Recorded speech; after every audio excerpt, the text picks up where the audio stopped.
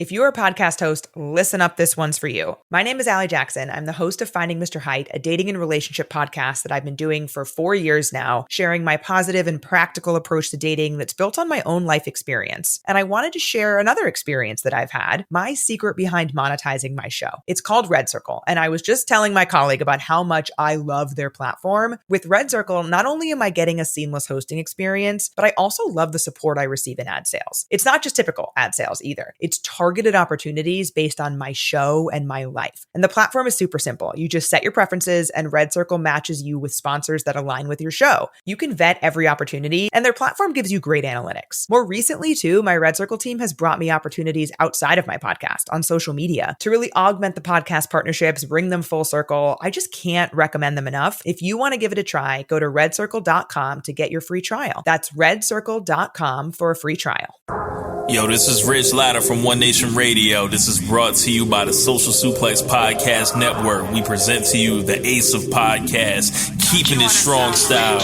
Let's go. It's the Ace of Podcasts, Keepin' It Strong Style. Covering New Japan, they ready to hold it down. Jeremy Donovan and the young boy Josh. Come and hit a job out in bury all the frauds. From the Tokyo Dome over to the G1. Social Suplex is the network where we can get it done. I'ma chill and let them have it, cause this is just an intro. Keeping the strong style, 6 stars from the get-go, boy. Yeah, from Tampa Bay to the Tokyo Dome, this is Keeping It Strong Style with your hosts, Jeremy Donovan and the young boy Joshua Smith. And thank you for listening. Welcome to Keeping It Strong Style, the Ace of Podcasts on the Social Suplex Podcast Network. The young boy Joshua Smith here. Guest of the show, Brian at The Chase Danger on social media. On today's show, we're going to be reviewing 5 nights of action in the New Japan Cup Week 2, and then preview the final 3 nights of the final week of New Japan Cup 2026. We'll also cover all the latest news in the world of New Japan Pro Wrestling. Please support our show by subscribing and following the Social Suplex Podcast Network and Keeping It Strong Style on the podcast app of your choice, and leave a rating and review. You can also get all the network's podcasts and newsletters over at socialsuplex.com. If you enjoy this podcast, please consider making a one-time or monthly donation by visiting socialsuplex.com/donate and clicking on the donate button under the Keeping It Strong Style logo. And we are streaming live on patreon.com/KIStrongStyle. If you want to watch our show live or listen without ads, sign up at patreon.com/KIStrongStyle. And for any of those of you who happen to join, please feel free to leave a live comment, keep the chats going. And anybody that's listening, if you are not part of the live, just remember that for the $5 tier, you now have eligibility to watch our show live, unfiltered, unedited, and be a part of the community. With that being said, we, again, do have a first-time guest here on the show. Brian, welcome to Keeping It Strong Style. Thanks, man. This is, I feel like saying, Mom, I made it. Pleasure to be on.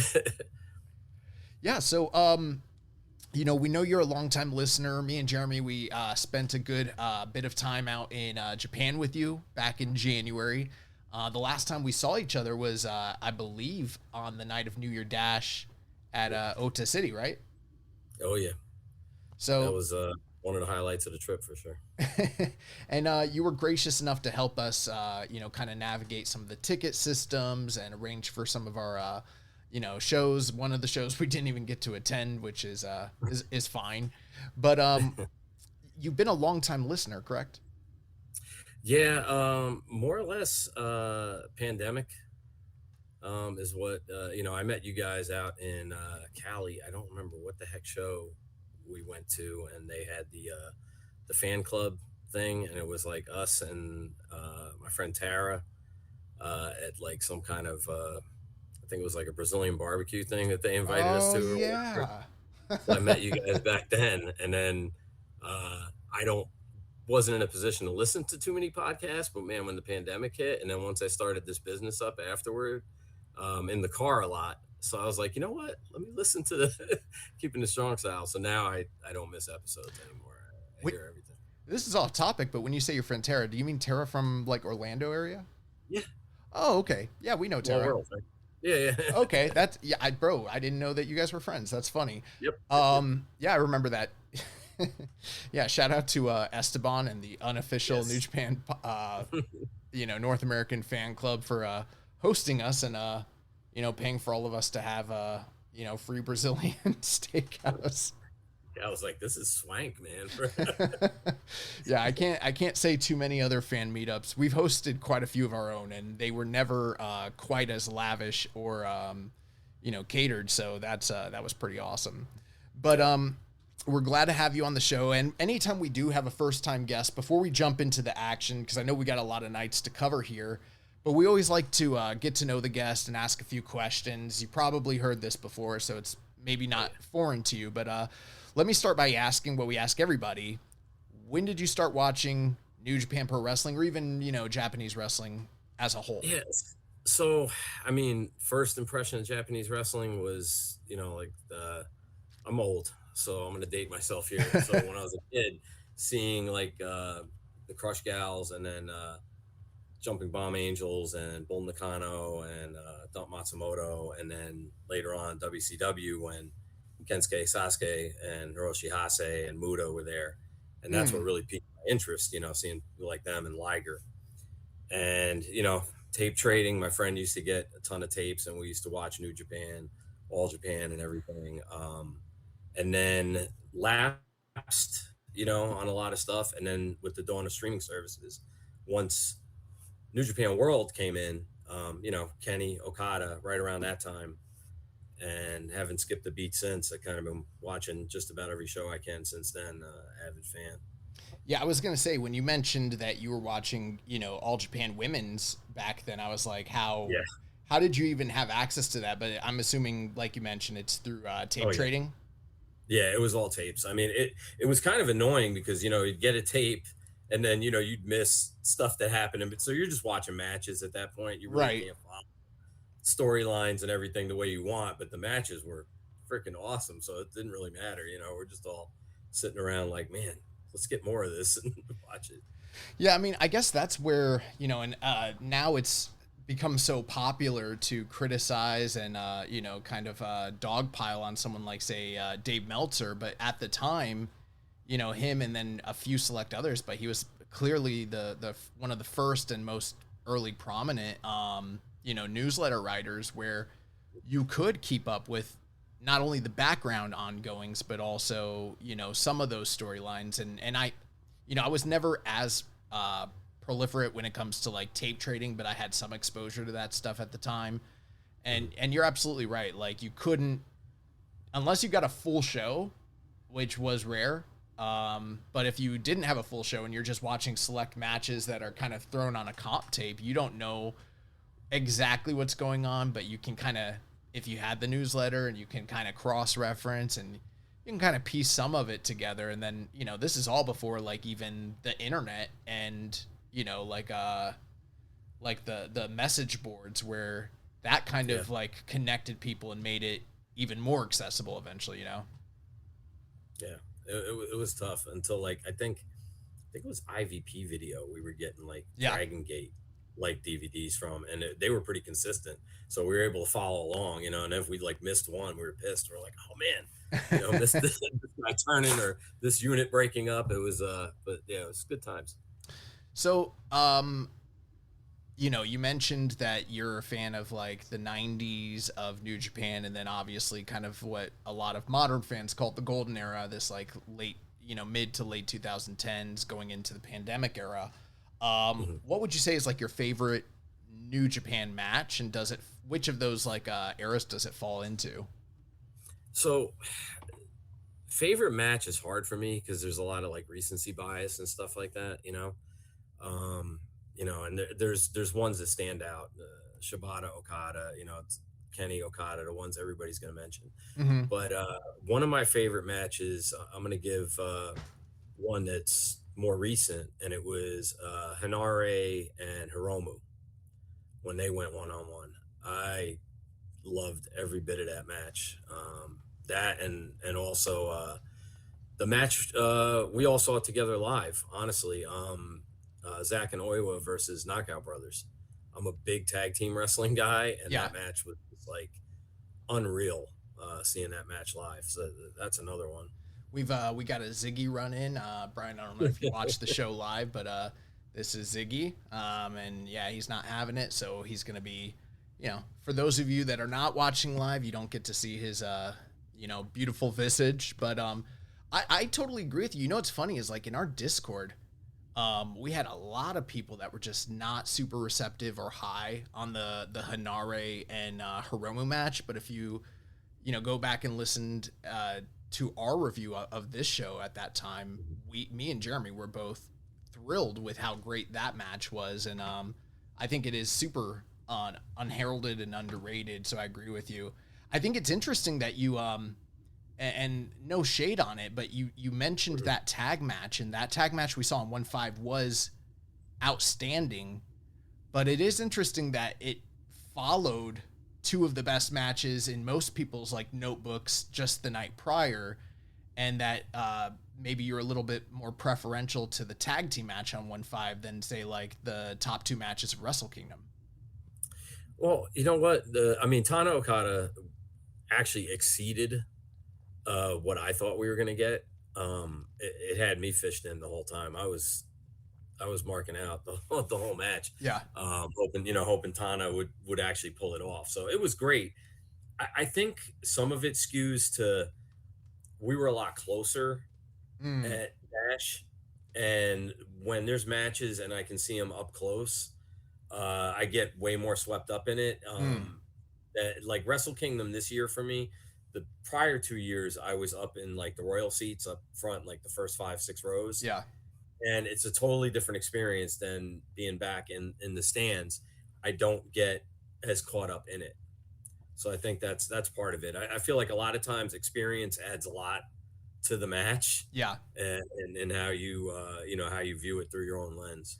It is funny because we watched that entire show together, and it was such a whirlwind that until this moment, I was like, fuck, I forgot that we literally sat and watched the show together. So you were with me when the Osprey incident that didn't really get very much traction happened, but you were there when I was fucking pissed. Yeah, I remember you were. I didn't even see it happen. Like I don't know what the heck I was looking at the time. I was looking forward. I think I was trying to take photos as the guys were coming up the ramp. So I didn't even catch it. I just heard you go, "Damn, that was messed up." Like what? Bro, I was hot. Yeah. Yeah. So you've given me a list of a couple of your favorite matches. Do you have a favorite New Japan wrestler? It could be current, all time, whatever. So I'll give both, right? All time, I'm gonna go Liger and Hiromu are my two guys all time. And since they're not active in the company right now, I'm gonna say my current favorite guys in the company are Hanare and Yuto Ice. Those are the two guys I get most excited if they have a match. It's interesting because you went from two of the like basically Mount Rushmore figures of New Japan Juniors, and then you're picking out these Hashimoto archetypes for the modern time. I used to be like I said, I used to watch all that Dragon Gate and everything, and Super Juniors was always my favorite time of the year for New Japan every year. Yeah. And that's my dream, is to go to that. And I don't know if it'll ever happen, but that's like the tour I want to go to is for Super Juniors. But like currently, I don't know. And I hear you a lot on the podcast too, talking about like, I want to see the Beefy Boys, like, get down and just like knock the crap out of each other. And that's kind of what I've enjoyed more in, at least the men's side of wrestling. Right. For the past, like, I don't know how many years, like I'm a huge Ishii guy. So like any of those guys, those archetypes, I tend to lean towards that. Okay, nice. Well, these are bonus questions we don't normally ask too often, but you're no stranger to Japan. My understanding is you've spent extensive periods of time there. I'm sure you probably have plans to go back. And when you shared the post on Twitter asking for if anybody had questions, you mentioned if anybody had any questions about like traveling in Japan. So, tell us a little bit about, your time there, your experiences. I know it's a lot to just fit into a very condensed question, but your experience attending shows, and you talked about how to snag tickets. So just anything informative or interesting you could share with our audience. Sure. I mean, something I'll say just to try to keep it brief, because I don't want to get long winded on it. I could talk about Japan all day.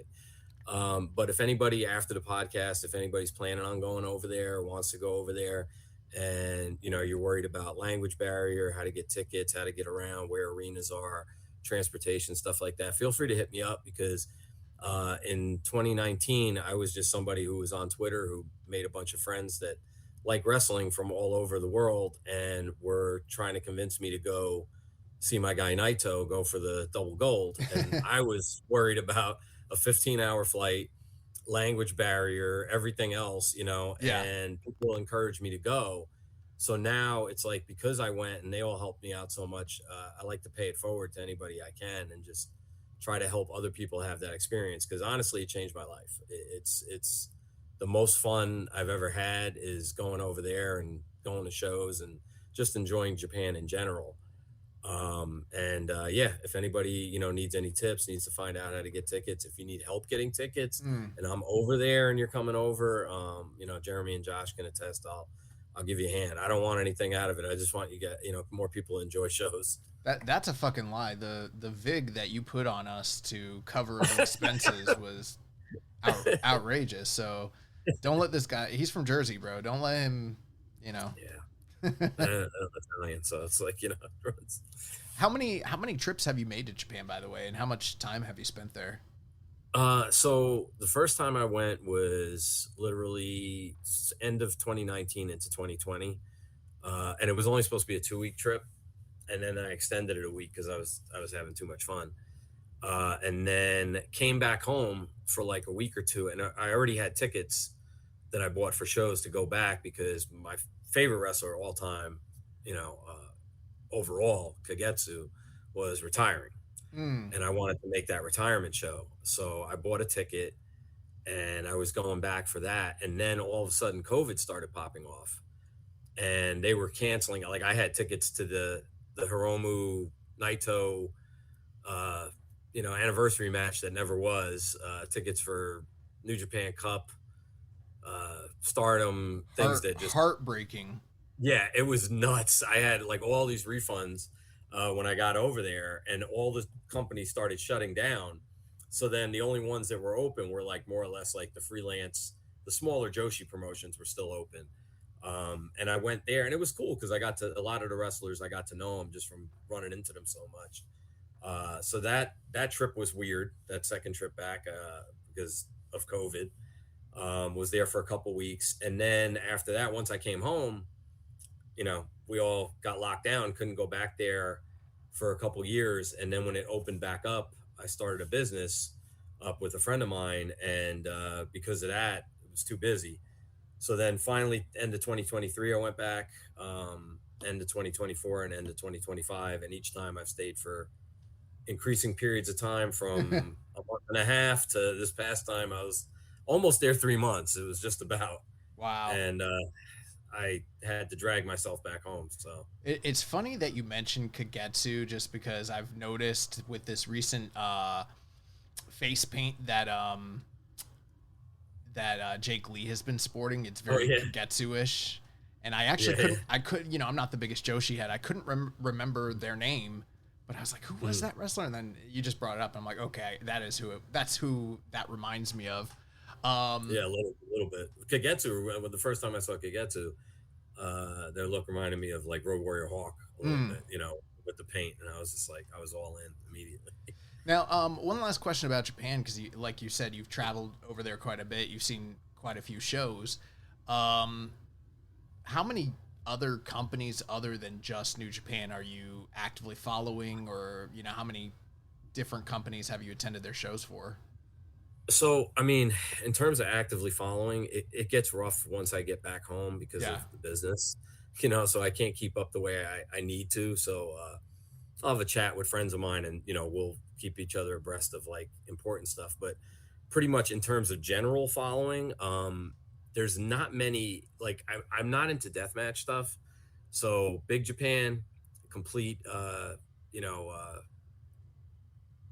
blind spot for me, and like freedoms and stuff like that. But otherwise, pretty much every Joshi company I follow, and then Noah, New Japan, DDT, little bit of All Japan, not much on that, but mostly the Joshi companies, and then New Japan and Noah for the most part. That's still a lot on your plate. I don't know if you've gotten a chance to listen to them, but recent new additions to the network, Joshing Around, they're like literally, to my knowledge, the only North American or like English speaking podcast that's covering every single Joshi promotion that's out there. Cool.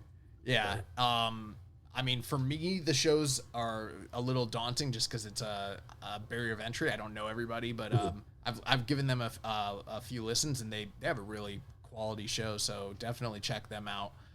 Last question, you've mentioned it a couple times, so you have this business. We've talked a little bit about it. You do like custom apparel and artistry. You've got a partner.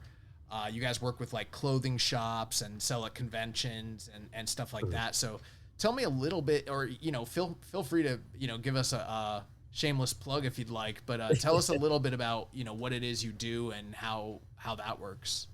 Yeah, so my business partner is Quentin Thomas. He's an artist. I met him first as somebody I bought art from, because he had some fan art that he drew of the Boondocks with My Hero Academia, and I saw it, lost my mind, bought a bunch of other stuff from him. Long story short, we became friends, and as a lot of artists are, and I used to do artwork myself, but nerve damage, can't really draw anymore. But a lot of artists, very disorganized. He didn't have like the business end of things together, and he's a great artist, but he was doing conventions and just kind of discombobulated. So we partnered up, and I take care of the business side of things, and then noticed also that, he was just selling art prints and posters, and that was it. And a lot of people kept asking for clothing options. So I always wanted to do an apparel line, and this gave me the opportunity to, using the art that we've come up with together, that, I've come up with concept stuff. He draws it. Mostly it's anime mashups with like movies, like, we did a Clerks thing with Sakamoto Days. If anybody knows what that anime is, they all tie in, they all make sense. And we started doing that, and I basically take a lot of designs and rework them into apparel. We do everything from t-shirts, crop tops, tanks, all the way up to bomber jackets and hoodies and everything. And we sell art prints, clothing, and then custom blankets and other items like gaming desk mats when we're at conventions. And usually we've got anywhere from 2 to 3 that we're doing a weekend, and I'm losing my mind doing it. So at Immortality777 says plug the website. Okay, so it's www.artbyquinton.com. That's ARTBYQUINTON.com. And you can also follow us at the same thing on Instagram. And also our other account is a community project that we hope to get off the ground someday and do content creation through, which is called Non-Toxic Nerd Culture. Spelled out just the way, I'm not going to spell the whole thing, but yeah, it's Non-Toxic Nerd Culture, and that's Instagram too. And on there, in addition to the content creation stuff that's like anime related and all that stuff, I want to do a lot of wrestling content stuff from when I'm in Japan too. I started posting some stuff, didn't get around to posting enough, but we're going to expand that in the near future.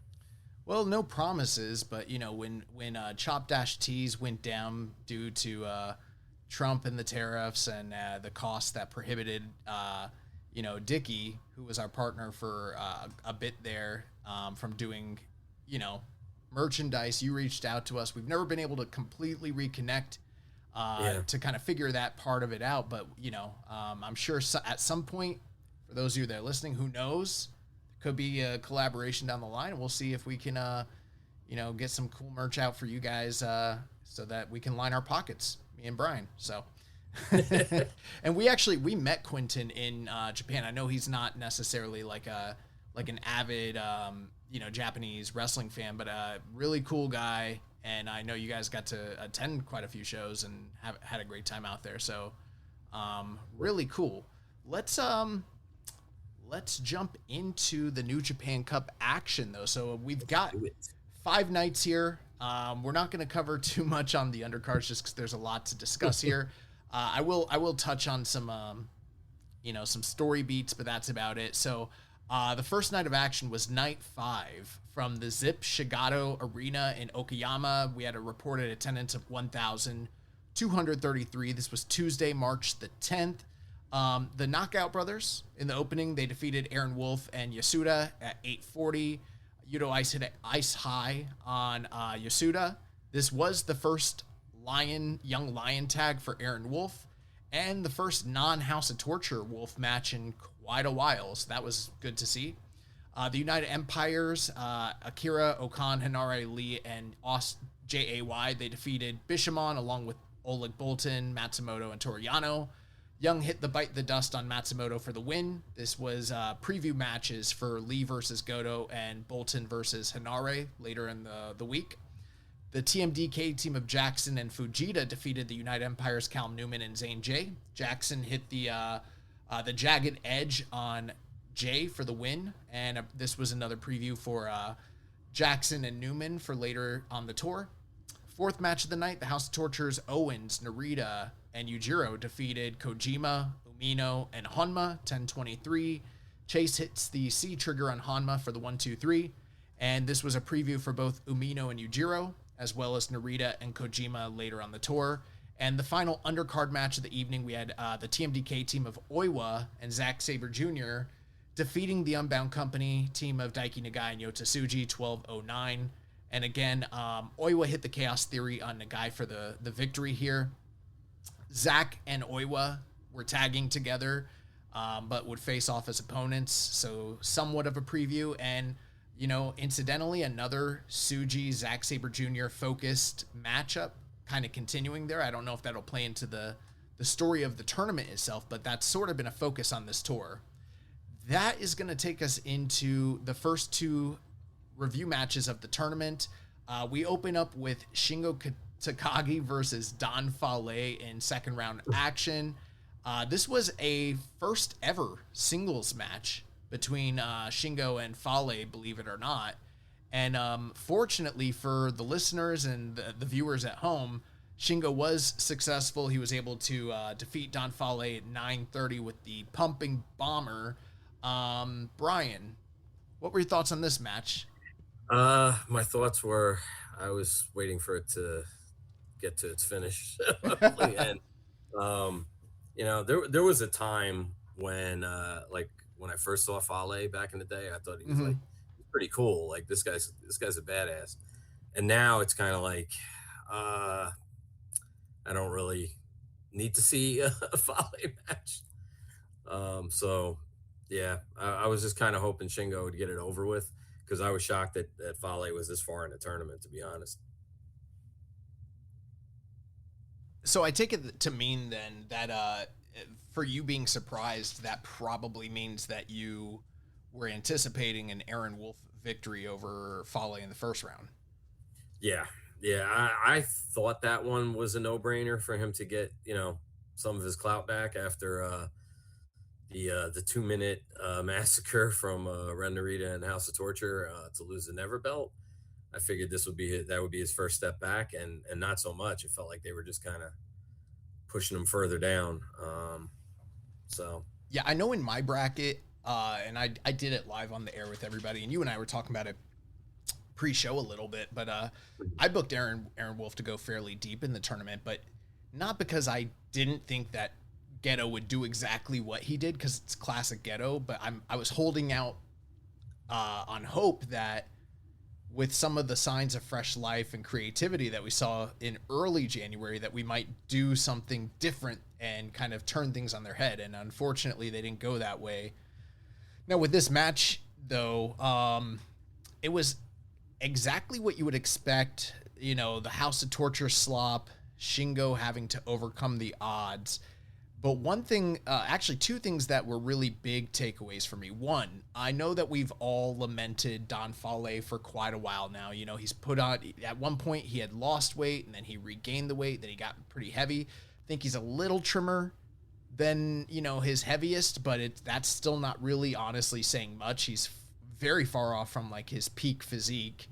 And for years now, his matches have been a far cry from like his peak physicality, where he had great matches with like Tanahashi, Okada, you know, Nakamura.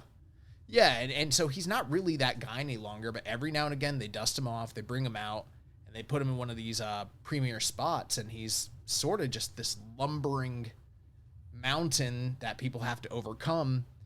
And for a while, it's been like, yeah, the matches are boring, but he has a shtick. He sticks to it. You know what to expect. They're going to try and body slam him. He's going to stand on them. He's going to use his weight, blah, blah, blah.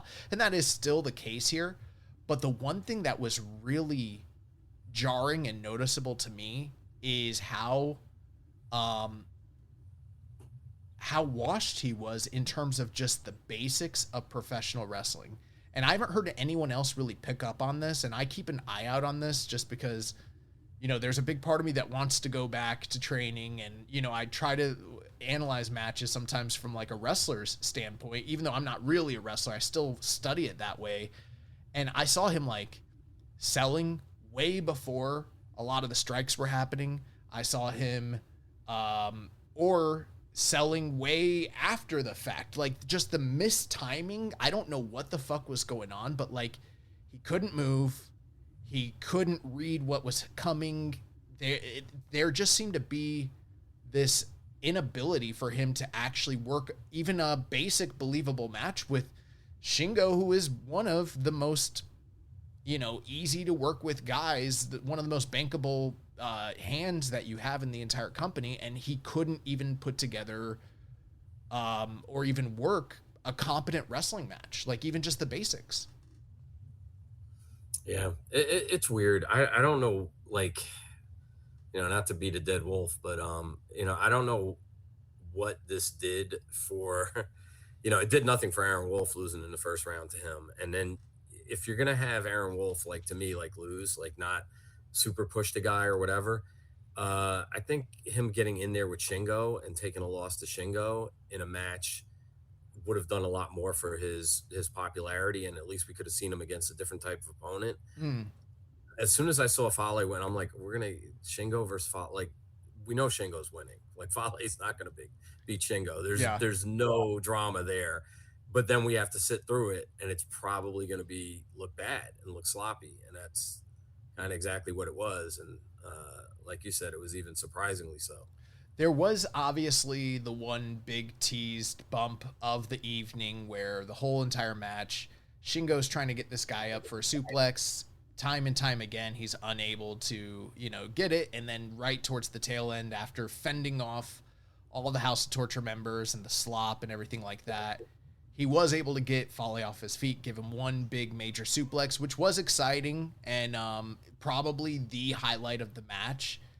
But then very shortly after that, he beats him with a pumping bomber, which to me basically says either he couldn't actually get Fale up for, you know, for a Last of the Dragon, or Fale either is unwilling or unable to take the move at this point in time. So I thought that was also something that was a little noteworthy there.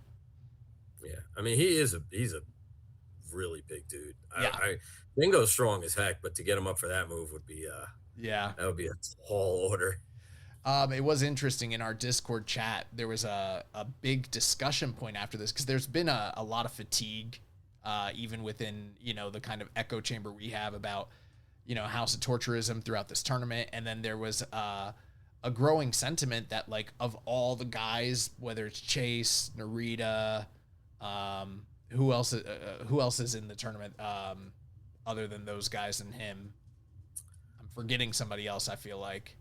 No, I think that's it. Okay, maybe that's all the heavyweights they got. Yeah, all the other. Oh, the well, other then also there's Doki. I forgot. Yeah, and then Doki's also doing his singles run and all that sort of shit. So they were like, you know, who would have figured in 2026 that the best guy to bank on for singles matches is Don Fale? And I was like,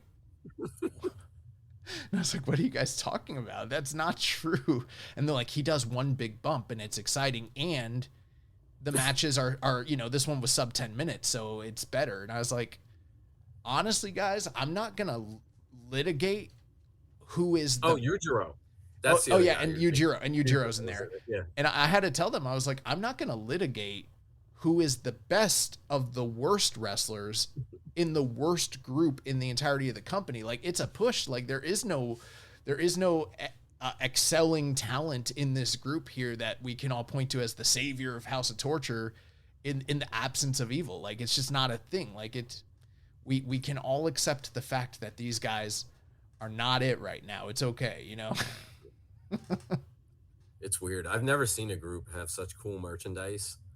And like, and a lot of these guys I was a huge fan of before they got in this group and before, with the whole shtick and everything. And now I like, they come on and I'm like, oh God, I just don't want, like, and I love heels and I don't mind cheating.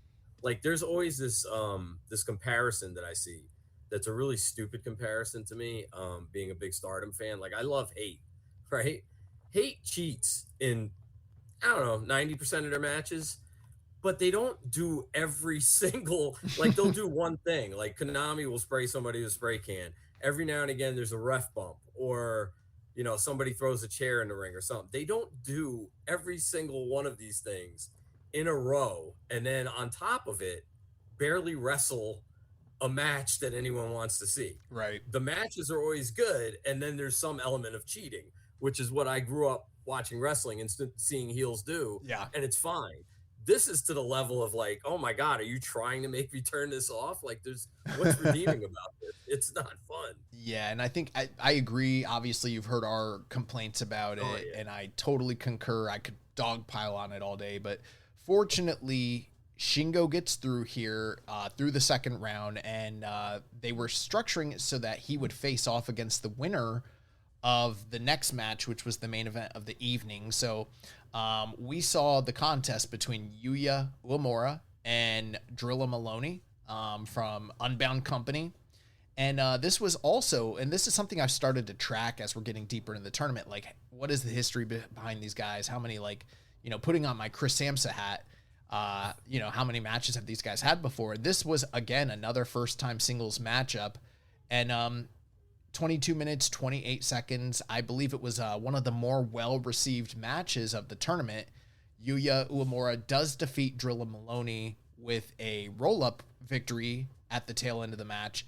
And while the match itself was very well received, the finish was very polarizing. I find myself in the camp as one who actually absolutely abhorred the finish here. But I don't know what your overall thoughts were on the match, or if you had any particular feelings or thoughts about the way that they booked this finish. Yeah, so the person I thought was going to win won. And I wasn't shocked by that. But yeah, I was it's weird because I was watching it and I felt like it was just getting to that next level where it was going. And I'm like, oh man, this is a good match. This is good. And I literally turned around to get something to drink, like out of my kitchen. And I heard it was over. And I'm like, what the so I had to go back and rewind. And I'm like, wait, he got him on a roll up? Really? That's what we did? And it was kind of anticlimactic. Like, I was hoping for a little bit more because I like both of those guys a lot. And I was hyped for that match. And it was getting there right where I was like, oh man, this is fantastic. And then just like that, over. Yeah, I mean, throughout this tournament, one thing I've been paying attention to is like, how often do we see like matches structured in a way where they're there to work, like where you can kind of tell they're going to have a lengthy match. And oftentimes I'm noticing we're not getting a lot of the lockups and the grappling. They're usually just kind of getting to it, whether that is, strike exchanges or, running the ropes or brawling outside or, jump sneak attacks. And that all kind of makes sense in the context of, it's a tournament in a very short amount of time, and these guys all are trying to preserve themselves. So they're not necessarily working that classic big match style. This was one of the few exceptions where these guys did start out kind of tentatively. They did, try to get the upper hand on one another. Obviously, Uemura was working the arm throughout the match. Drilla playing the power game and kind of showing his dynamicism. And that was sort of like the story of the match until it got towards the tail end. And like you said, it started like in the last 5, 6, maybe 7 minutes. It just really started like picking up in the final stretch, and they were cooking. And I was like, okay, we are about to elevate like to like a great level, like a very good match into a great match.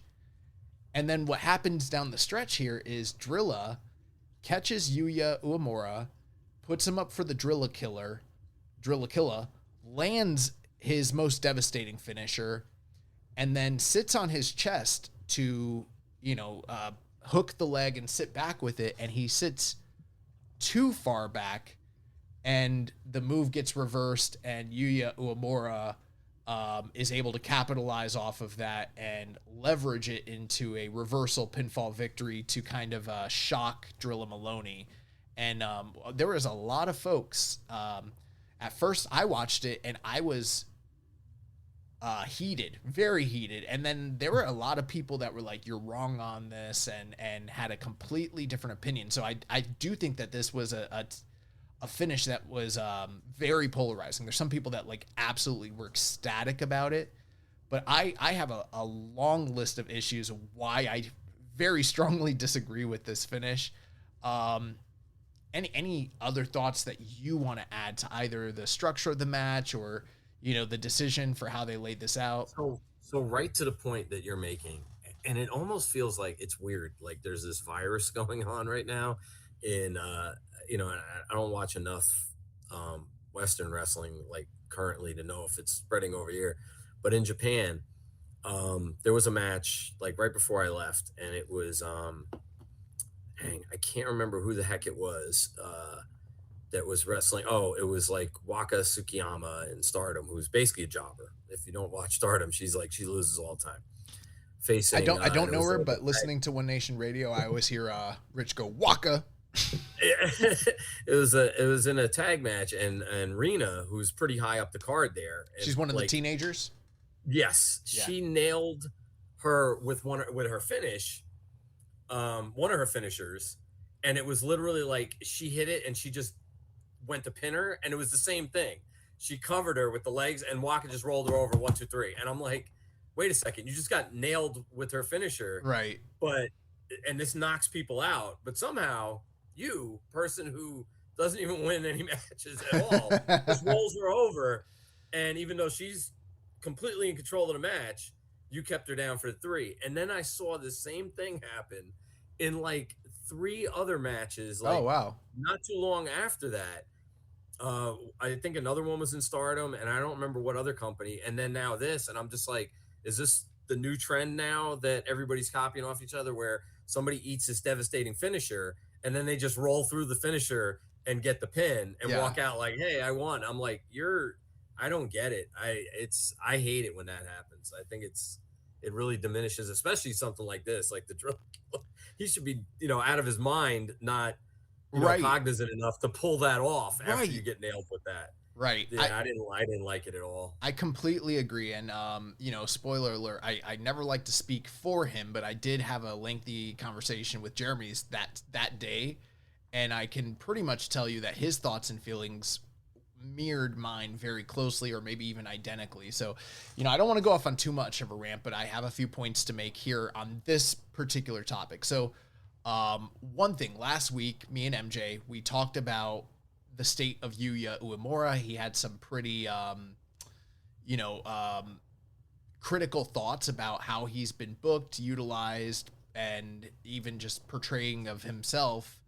And in order for him to, if he is favored, and a lot of people do have him favored to go deep or even win this tournament, what can they do with him through the course of the tournament to get him over to an extent that it's believable, that people see him as being a guy that's being turned into a star, or that they can bank on as potentially being able to defeat Yota Tsuji.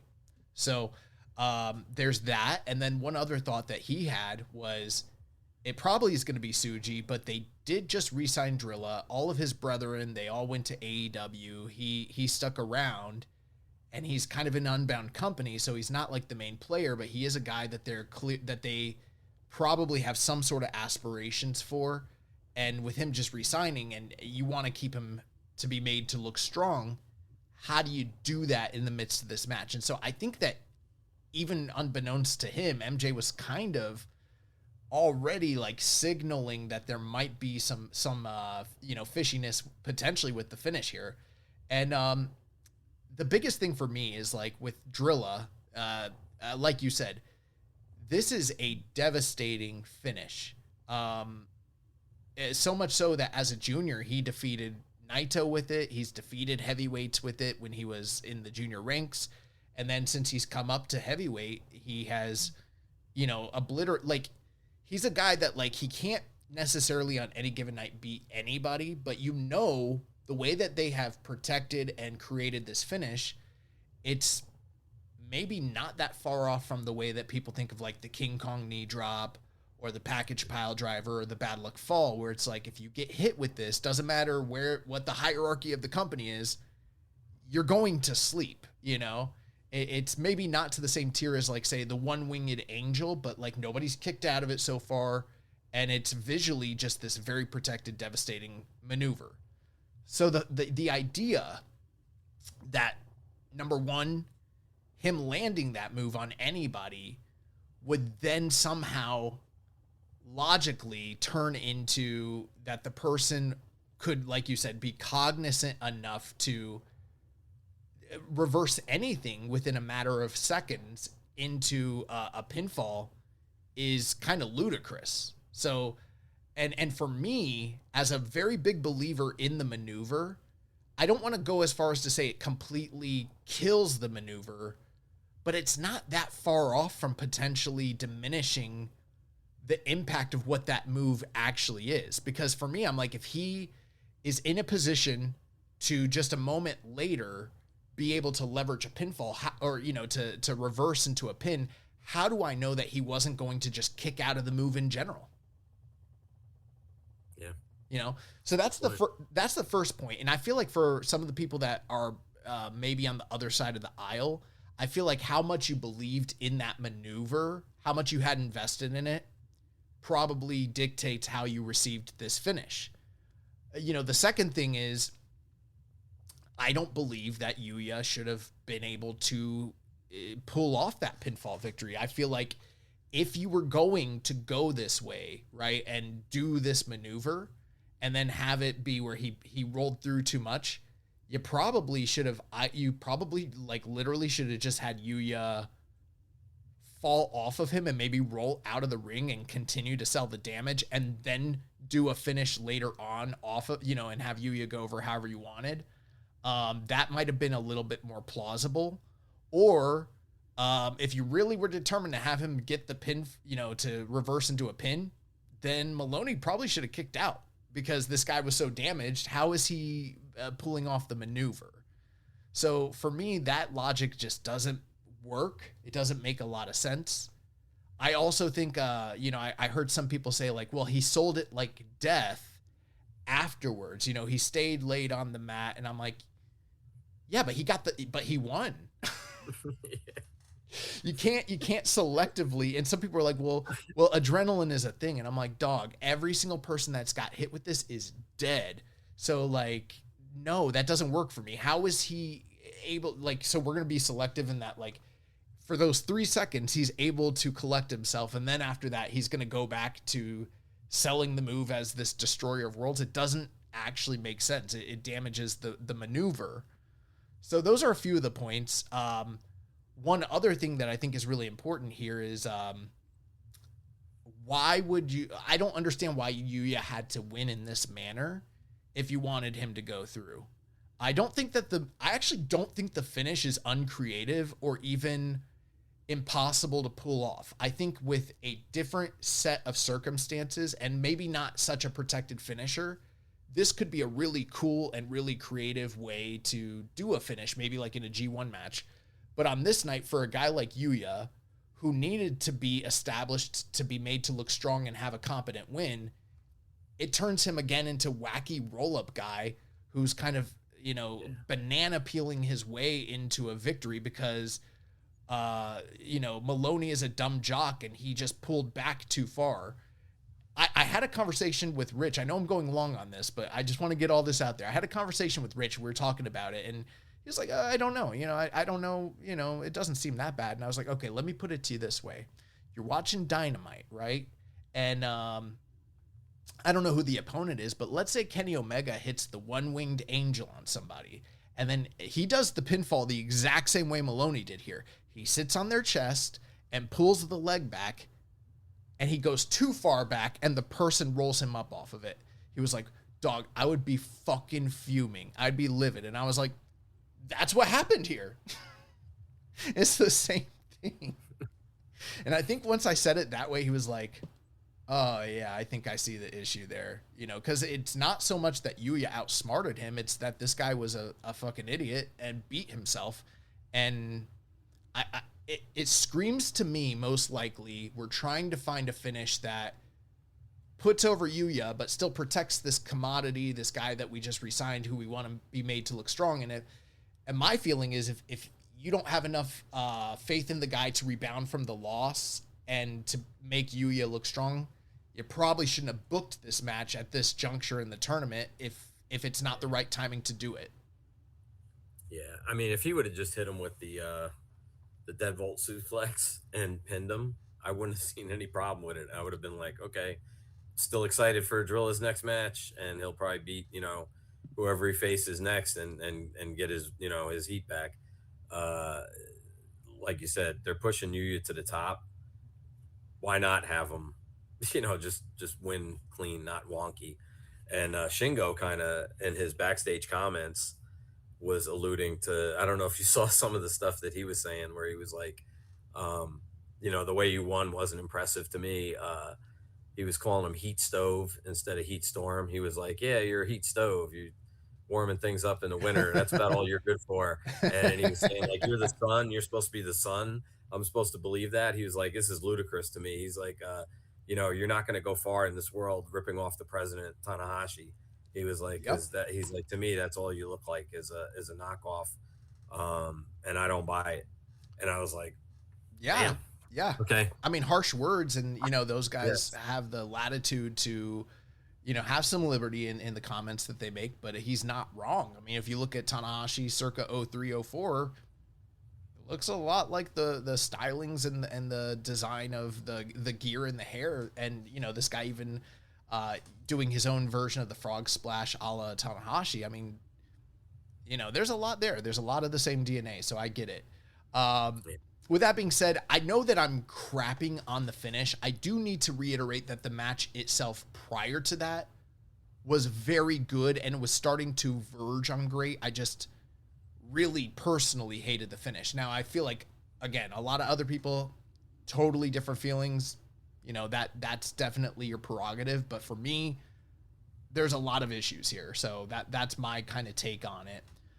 With that being said, we're going to move on to the second evening of this review. So New Japan Cup 2026 Night 6 from Takamatsu City Gymnasium, First Stadium, reported attendance of 702. So, last week I was talking about how, like, during the tour, they've been doing some pretty strong, decent houses. We're starting to see, like, in the middle of the tour, a little bit lighter houses, not terrible. I'm not the numbers guy. I don't know the history, but 702 is a far cry from like over 1,000 that they've been doing most nights. But this was Thursday, March 12th, 2026. We open up, the Knockout Brothers defeated House of Torture's Owens and Kanemaru, 624. Yudo hits the Cruella on Kanemaru. And in the backstage comments, and this is something maybe we should talk about just slightly, the comments from both Knockout Brothers as well as Chase Owens seem to point to and start to indicate that Chase and Fale may be in line for a IWGP title defense or title shot for the tag team titles here shortly. Yeah, I caught that one where Chase got back there and he was like, ice Oscar. And I was like, please no, do not. I was like, all right, maybe it's a good stop. It's just be a quick stopover defense. But there's that little fear in the back of my head because these guys won the tag titles before when I didn't give them any chance of doing it. And then Gato, I think it was twice, right? Put the belts on Chase and Kenta. So Chase is like a 3-time IWGP tag team champion for some reason. And just the way certain things have gone in the company this year, like the Aaron Wolf thing and stuff, I always feel like I'll never put it past Gato right now of taking something that's going great and somehow deciding, you know what, we need to just throw a curveball here for no apparent reason and derail it. So I don't think he'd be that nuts, but there's always a chance, or you have that match and, God forbid, one of the Knockout Brothers gets hurt in the match or something like that. And then they're like, oh, we got to call an audible. And now Chase and Fale are the tag team champions. So I hope that doesn't take place. So I do think the match will probably happen, and I imagine there's a high likelihood it will maybe headline one of those Road to Sakura Genesis shows potentially, and that screams, it could be one of those. And it does seem like they're lining up other title contenders for them as well beyond just this tag team. So this might just be a keep busy title defense, and that is a positive sign. The fact that this isn't the only program that they have going. So that's a good sign. But some of the things that you just said, I'm going to keep in the back of my mind when it comes time to start reviewing those matches. Cause you're right. On paper, it would seem like there's no fucking chance in hell that these guys could beat them. But how many times have they done that with House of Torture and with Chase Owens and Fale? So, God, you put a pit, bad feeling in the pit of my stomach here. Or what about, right? Because we know Gato loves his multi-tag matches, right? Hanare's been getting in the face of Yuto and Oscar, and they're talking about that.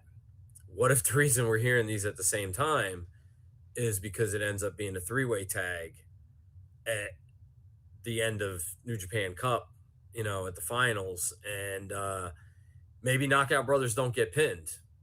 Maybe Okan gets rolled up by Chase or something, and suddenly Fale and Chase are the tag champions via that, and it's just their way of getting the belts off the Knockout Brothers without them losing them, so that they can chase them again. I'm really not liking this scenario you're laying out for me. So, yeah, but when not. You watch too much wrestling, you start seeing bad things, that can take place. You're not wrong. So.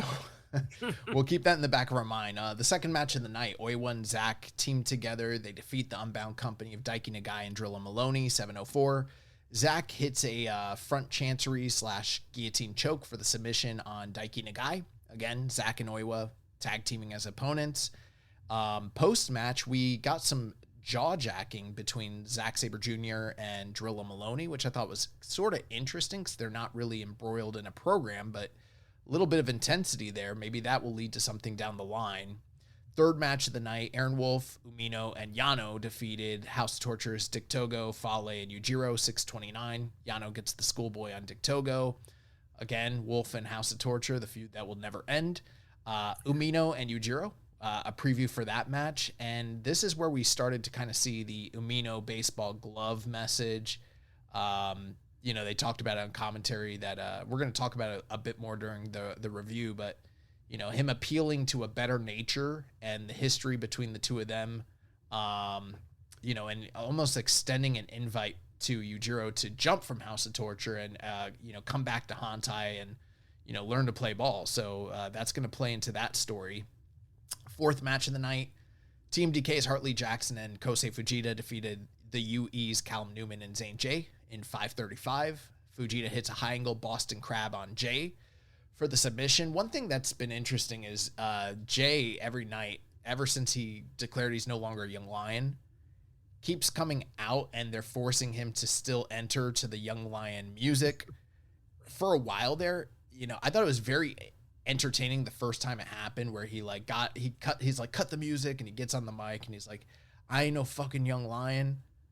But then he just kept doing that every single night. I assume part of that is just because they're in a different city, in front of a different audience, but we're seeing it on TV, and I'm like, this is getting it's not necessarily, the situation where this is only a live touring company, but it is also a guy that is supposed to be building a character on, these televised shows for the audience at home. So it got a little repetitious. And then eventually there was one night that he came out, they made him wear the Young Lion t-shirt, or the lion mark, and he ripped it up. And this most recent show, he wore a shirt that says no, that he made custom, that he like drew with marker on a white t-shirt saying not a young lion. And then he has that in kanji on the back of the shirt. Any thoughts about where they're going with this not a young lion angle? Yeah, so I like Zane J. I've liked him since he started this journey in New Japan. I thought he was solid to begin with, but like I love his personality now. Mm-hmm. He's kind of like it's almost weird. It's almost like he's I don't want to say a parody of Gabe Kidd, but like it's kind of like there's certain elements of the Gabe Kidd personality, but like Gabe Kidd, if he was like a Southern guy that's like also a little dorky, but I don't know. It's a weird. I like him. I think he's been great, but yeah, definitely to your point, it felt like WWE house show loop Exactly. type thing where everybody's seeing the same. We're seeing it over and over and over, and it's cool for the live audience if they've not seen it, but for us, it almost makes him look too dorky, Right. instead of like when he actually he's kind of badass, like when his in his backstage promos and stuff, he's actually cutting really good promos, and he comes off really entertaining. Right. I dig the guy a lot, and I think he's great in the ring, like fantastic drop kick and other stuff, like really good. Yeah, I think that's a great point. I agree with most of that. So we'll wait to see how that sort of develops, if anything at all. Hopefully they've got creative for him moving forward. But yeah, this was a preview for Hartley versus Newman. Fifth match of the night, the United Empires, Akira, Jake Lee, and JAY defeated the Goto Revolutionary Army, Hiroki Goto, Matsumoto, and Yoshihashi in 9-11. JAY hit the Bite the Dust on Matsumoto. A preview for Goto versus Lee the following evening, or the following night of the tour. And then Unbound Company's Shingo and Tsuji, Dream Tag Team there, defeated Tomoaki Hanma and Yuya Uemura 10-16. Tsuji hits the Gene Blaster on Hanma to pick up the 1-2-3. And this was a preview for Yuya versus Shingo. Again, Tsuji tagged opposite Zack Sabre Jr., a majority of the New Japan Cup. And in this match, he has two other, tournament combatants in both his partner Shingo as well as Yuya, who he may eventually potentially defend against in April. So could potentially be a little bit of a preview there. Again, a lot of people, favoring Yuya to be that guy. So that's going to take us to the tournament matches of this second night of the review. So we have Ren Narita, who entered the match with Dick Togo, Don Fale, and Chase Owens, taking on Satoshi Kojima. This was another first ever singles match. Keep in mind, again, Kojima was a replacement for an injured Ishii. Narita is the recently crowned never open weight champion, still a gold painted belt. They haven't done anything to clean or replace that. And Narita and all the numbers, they overcome Satoshi Kojima in 12:06, and Narita moves on to the quarterfinals. Yeah, that match was 12 minutes. It felt like 30 minutes. And I love, like, I'm a huge Kojima fan. I was a huge Kojima fan from New Japan stuff, from All Japan stuff. I actually met the guy in New York back when he wrestled for MLW, like the first time, like, way back when. I had that picture on my fridge for like years. Like, he's such a cool dude, and he was one of my favorite wrestlers. And he can still turn it on when he needs to, but like in the hierarchy of New Japan, he's been pinned at this point by pretty much anybody who, like, if you're, an actual guy that's going for titles on the roster, you get clean wins over him. Mm-hmm. And I don't understand for the life of me what this, like, I get the House of Torture stick, but I don't for the life of me get what they're doing with Ren Narita when this guy used to be legit badass.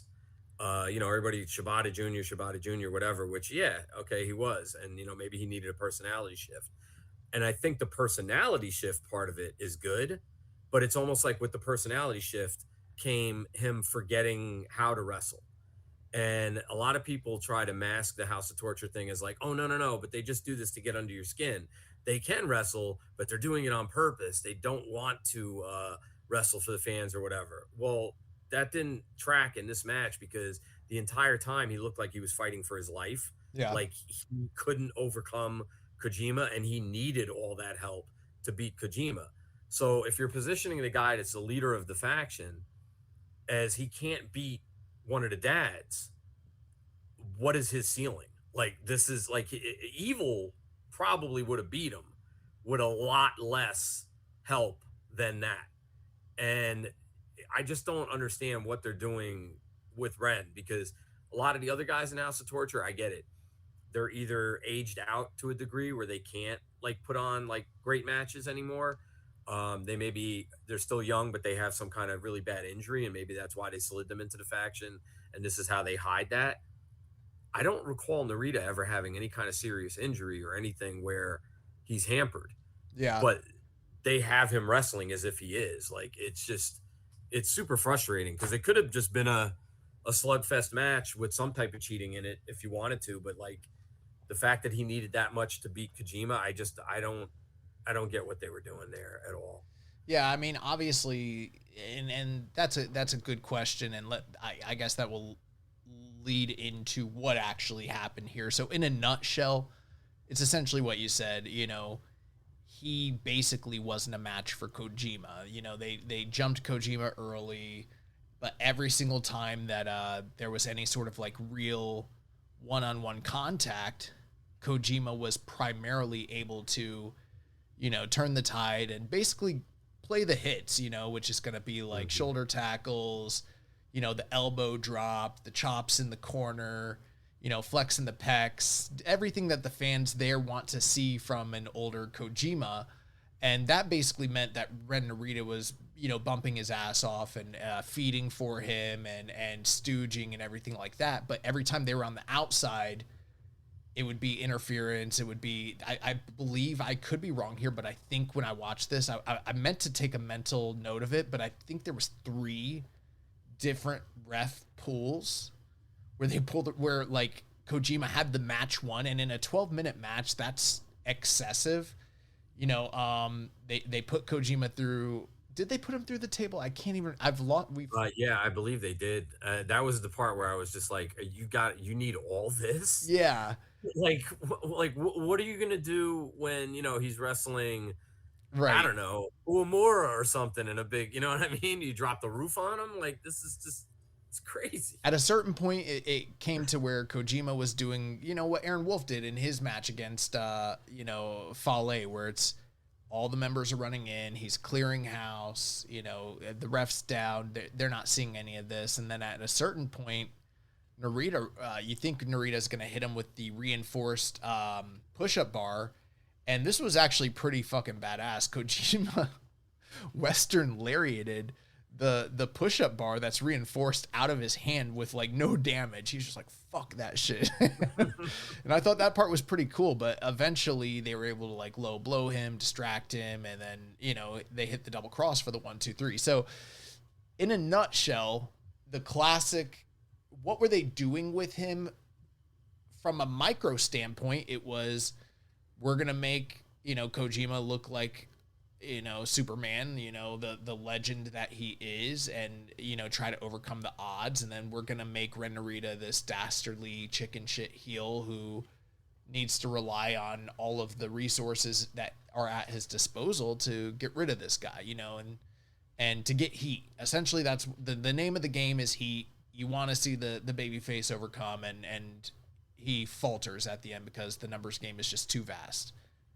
That being said, I like the point that you bring up, because in a nutshell, there's a place, a time, and a way to tell that story that is meaningful. But we've had a lot of talk in the Discord about Ren Narita being the successor to Evil, and what does that mean, especially for people that like House of Torture? I mean, someone like me, to me, it's same shit, different day. Nothing has really changed, but for a lot of people that were invested in House of Torture and Evil, they do have the question about, like, what are they doing with Ren Narita? Where is this going?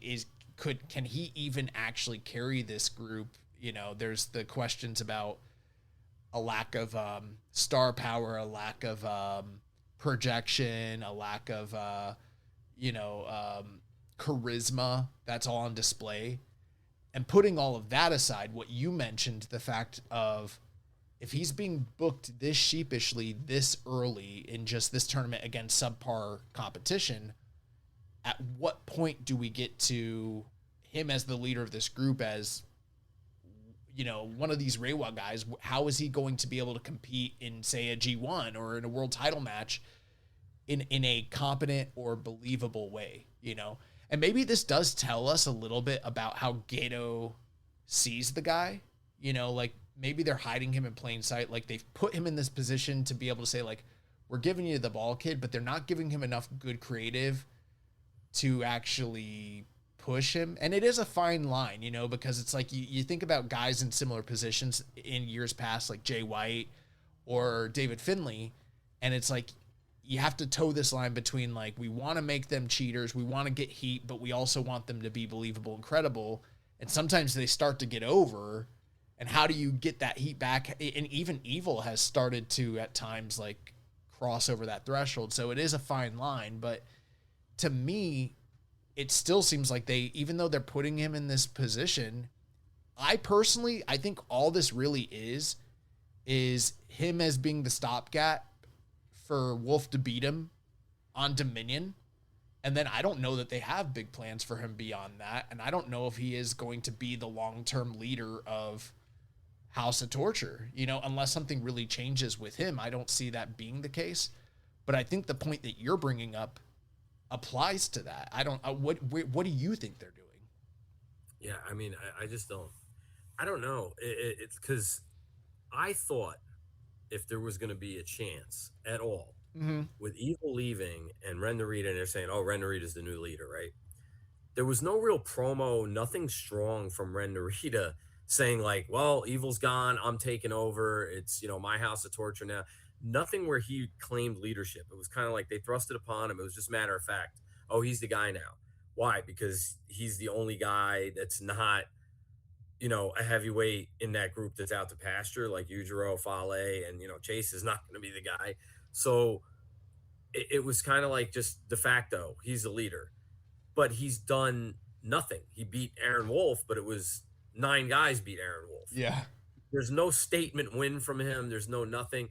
And the sad part is I look back and I think about, I can literally remember where I was when I watched this match. I was in my bedroom, I had my laptop up, and I'm like cleaning, doing stuff. And I sat and stopped and watched Shota versus Ren in the G1 in 2023. You know? Yeah, before Ren, you know, before Ren turned, you know, and that match was crazy. That was one of my favorite matches that year. It was nuts. I'm pretty sure that was a draw that they went to in G1, if I'm not mistaken. Yeah. Man, I loved that match, and I was just like, oh my God, this is the future. These guys, and then since then, a lot has happened. And Ren, I'm just like, they've completely neutered this guy. You know? So I don't know. I think you're right. Like, maybe House of Torture goes away at some point. I don't know. In its current iteration, I wish it would. And, you know, that's no offense to anybody out there that likes House of Torture. Like I said, they got cool merch, and I like a lot of the guys in it, but they don't let them do anything most of the time. It's 4 or 5 spots every match, you know, dick-to-dick contact, this, that, ha-ha. I don't know how anyone enjoys that night in and night out. Yeah. You know? It's crazy. I've been a supporter of Ren Narita, especially from his early days as a Lion, and then through the strong era in the LA dojo. I loved a lot of the work that he did over there, and then the early iteration when he first came back was in that TV title tournament. You know, obviously the match with Ishii, and then even going into his first G1. But following that first G1, he became highly inconsistent, and then, joining House of Torture was, like you said, the gimmick affects what the output of these guys, all the same. We've seen situations where guys have taken over groups, and there was a shift in how they worked and presented themselves. One example that comes to mind is Kenny Omega. When he took over the Bullet Club and he ousted AJ Styles and all that, and he got new gear and he bulked up and he, created, he adjusted and evolved his persona and everything like that.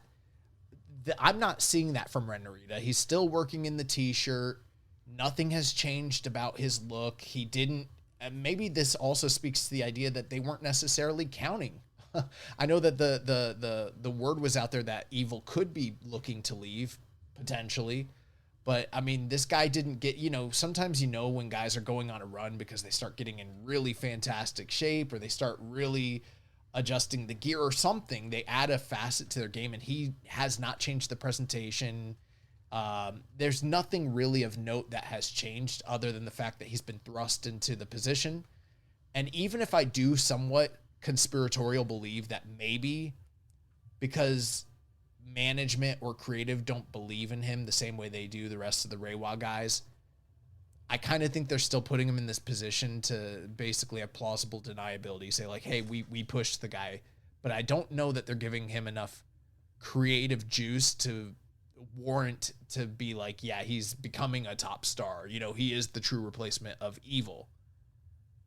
Even with that being said, it's incumbent on him to go out of his way to make himself a star, to add those wrinkles to his game that elevates him. We saw when Will Ospreay, got the United Empire, he started adding things and changing and adjusting. This guy hasn't figured that out. He hasn't done anything different, and it's not working. And I believe that he could make it work, but for the motivation and the creativity are just not there right now. So, but he does advance. Him last year in the G1, his match against Zach, I loved. Yeah. And I got really hopeful that was going to be the start of something. Like, oh, he's going to, maybe House of Torture is going to start wrestling a little bit more. And just nothing materialized after it, sadly. Well, for me, there have been lots of examples where he has been the one guy that's been willing to work a little bit more than the rest of the guys and relied less on the shtick, the overabundance of shtick than everybody else. But since taking over, the one thing that he has done is basically adopted a lot of what Evil did, and then even, upped the ante and, thrown more slop into it to kind of, so who knows. But he does move on in the tournament to the second round. He was slated to face the winner of the main event here. Oleg Boltin defeats Hanare, 22 minutes and 11 seconds. And last week, MJ, special guest, shout out to MJ, when we were kind of talking about the layout of the card, we were both thinking that Narita versus Kojima would probably main event. And luckily we were wrong, because we got the much superior match, which was given much more time, between Oleg Boltin and Hanare. Boltin wins with the kamikaze pin, 22 minutes and 11 seconds. Oleg himself is also the new NJPW Strong Champion. He defeated Ishii, a few weeks back. And I really, really enjoyed this match, and I was actually surprised to see the length of time that these two guys went here, going past the 20-minute mark. What were your impressions of this match? Well, one thing I'll say, right? I'm a little biased towards Hanare because I know the guy, so I root for him all the time. But that being said, I was just looking forward to this match, just from a match standpoint. Oleg is a guy, like, a year ago, maybe a little bit more than a year ago, I was kind of like, I like him enough, his stock with me has shot through the roof lately.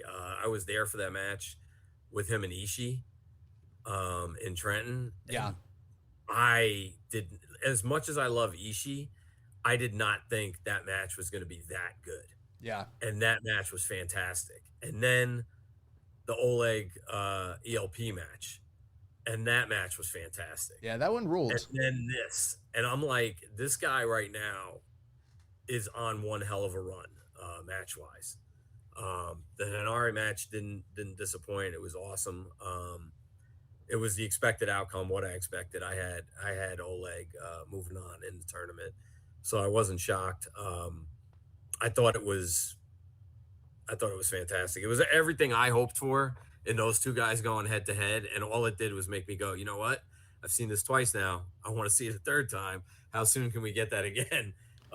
So yeah, probably one of my. It's definitely my favorite 2 or 3 matches in the tournament so far. Yeah, you mentioned that this was the second time, so that was something I had in the notes I overlooked. So yeah, they wrestled one other time prior to this. It was G1 Climax 2024, Block B, and at the time, Henare defeated Oleg Boltin in 8 minutes and 5 seconds. So they worked a much shorter match, which was probably one of those opening tournament matches of the evening at the top of the card. And obviously that was also, Oleg Boltin 2 years ago, and the amount of growth and maturity and experience that he's gained since then has been immense. One thing I noticed about this match was like they just really kind of forgone any sort of real wrestling, as far as like if you don't categorize striking as, quote unquote wrestling, if you just kind of think of striking as striking and then wrestling as the grappling, there was no grappling for at least half of this match. And then even when they did start to escalate into the grappling portion of the match, it was after they had beaten the shit out of one another and brawled all over the ringside and inside. And it was only power maneuvers, got them trying to basically hoist one another up and drop each other on their back or their head or their neck so that they could then turn around and continue to throw powerful strikes at one another.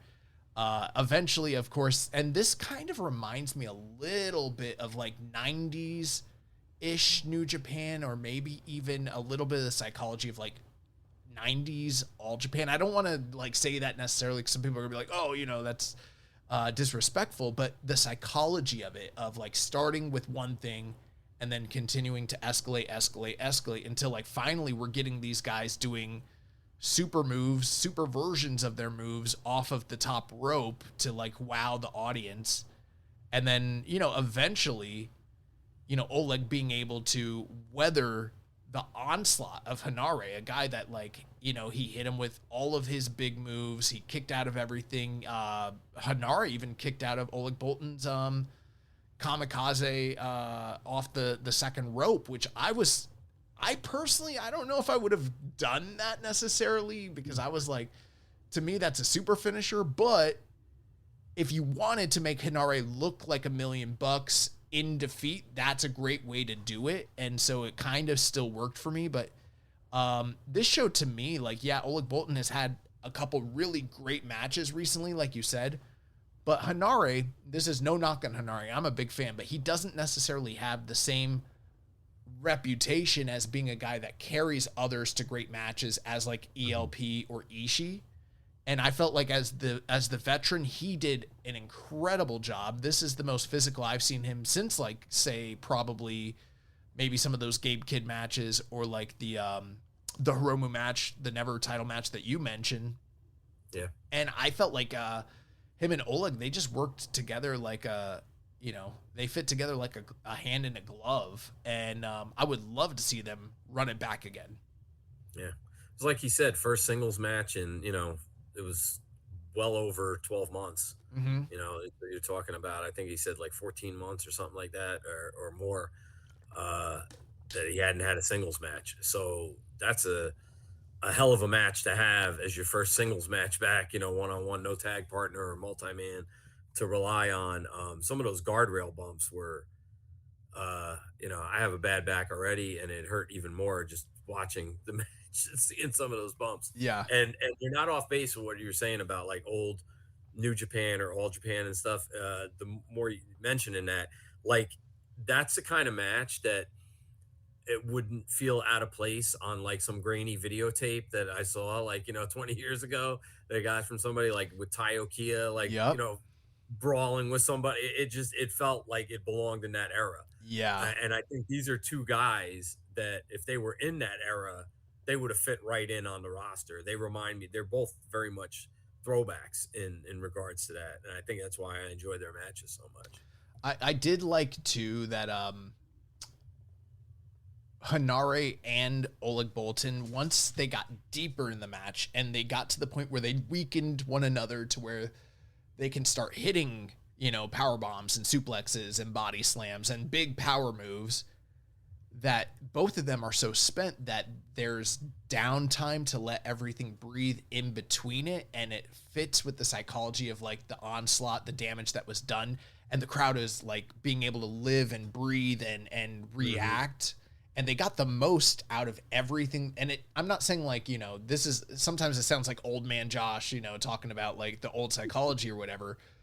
But this totally worked in the sense of like, this wasn't them slowing things down to a halt. It was them escalating to the point where like when they're hitting the big moves, now they're both laying down, they're both selling it. They have the good, projected facials and the struggle that is missing from a lot of matches. Guys forget to portray the struggle, and the crowd was like eating it out of the palm of their hands. And it really did become a situation down the stretch where it's like, I never thought Hanare would actually beat him necessarily, but he has upset people in tournaments in the past. He does look like $1 million. I expected Oleg to go through, but he really started to kind of like test Boltin and kind of put him through the ringer there. And I kind of came close to biting on some of those near falls down the stretch. And, I think what you mentioned, if this was his first singles match in like 14 months, he sort of does have a little bit of a kayfabe out where it's like, he looked like a killer, but on this night, there's a little bit of, that ring rust, that's at play there. And that's a classic trope in Japanese professional wrestling. You've been out for a long time. You jump back into singles, and maybe it's to your detriment, and prevents you because you're not in the swing of things, and you don't have everything oiled up. You still have to get back to where you were previously. Yeah, I think he mentioned it in like backstage promo, like afterwards, saying like, I'm not a person who makes excuses. He beat me fair and square, but like, I can feel it now again. Like now that like that's the kind of match that gets my blood going, and now all I want is more. I got some guys in my sights, and he's been mentioning Yudo, Oscar, and then he mentioned like eventually going at Tsuji and whatnot. And like these are matches he needs to have, and yada yada yada, and talking about been out that long, but now I'm getting my feeling back, so can't wait to see going forward what they do. Quick question from Rambone Slam Pig. He says, is Boltin versus Hanare the match of the tournament? And I'll answer that and say, for me personally, even though I think it's in the conversation, it wasn't for me the match of the tournament, but I wouldn't argue too hard against anybody that had it as such. Yeah, it's easily one of my top ones. There's another one we'll get to in a bit that I have right up there with it. So it's hard to pick between them, but I loved it. I agree, and so fortunately we're both on the same page with that one. I'm assuming we're probably going to be talking about the same match that we both have pretty highly touted for the rest of this review. But Oleg Boltin, he moves on, and we'll see him again later on in this review. So that takes us to night 3, New Japan Cup 2026, night 7 from Osaka Kaneoka Park Gymnasium from Sakai, Osaka. Reported attendance of 800. House of Torture's Owens and Yujiro defeated Umino and Masatori Yasuda. Owens hits the last testament on Yasuda. Team DK's Fujita, Oiwa, and ZSJ defeat Kojima, Matsumoto, and Yoshihashi. Fujita hits the German suplex on Matsumoto for the pin. Wolf, Boltin, and Yano defeat House of Torture's Fale, Narita, and Kanemaru in 8:05. Yano schoolboys Kanemaru. Fourth match of the night, the War Dragons, Drilla Maloney and Shingo Takagi. They defeat Hanma and Uemura, 941. Drilla hits the, with assistance from Shingo, the War Dragon tandem finish to get the pinfall victory on Hanma. Fifth match of the night, the United Empire's Francesco Akira, Great-O-Khan Hanare, and Jay, as well as Zane J, defeat the Unbound Company's Daiki Nagai, Geto, Oscar, Yota Tsuji, and Yuto Ice, 1207. Jay hits the Bite the Dust on Nagai to get the victory. We are starting to move into a phase of the tour where we're getting more back to the United Empire versus Unbound Company feud that was, predating this tournament. And we're getting to the point where as more people are getting eliminated, there's less need for preview tags, and it allows some of these other older programs to kind of like ramp back up. So United Empire and Unbound Company are sort of like reigniting things down the tail stretch here. But that's going to take us to the semi-main event and the main event of that evening. So in New Japan Cup round action, we had Callum Newman versus Hartley Jackson. Callum Newman did defeat Hartley in 14 minutes and 40 seconds. This was a first-time matchup. Callum gets the pinfall victory after landing the Excalibur and the 1-2-3 over Big Jag. This match, I liked it a lot more than I thought I was gonna. Yeah. I'm all on the Hartley for G1 train after that match. He cut a promo, afterward, backstage saying like, maybe this is my thing. Like I need this one run. Like let me do the G1 just once, And man, Hartley Jackson has been a revelation.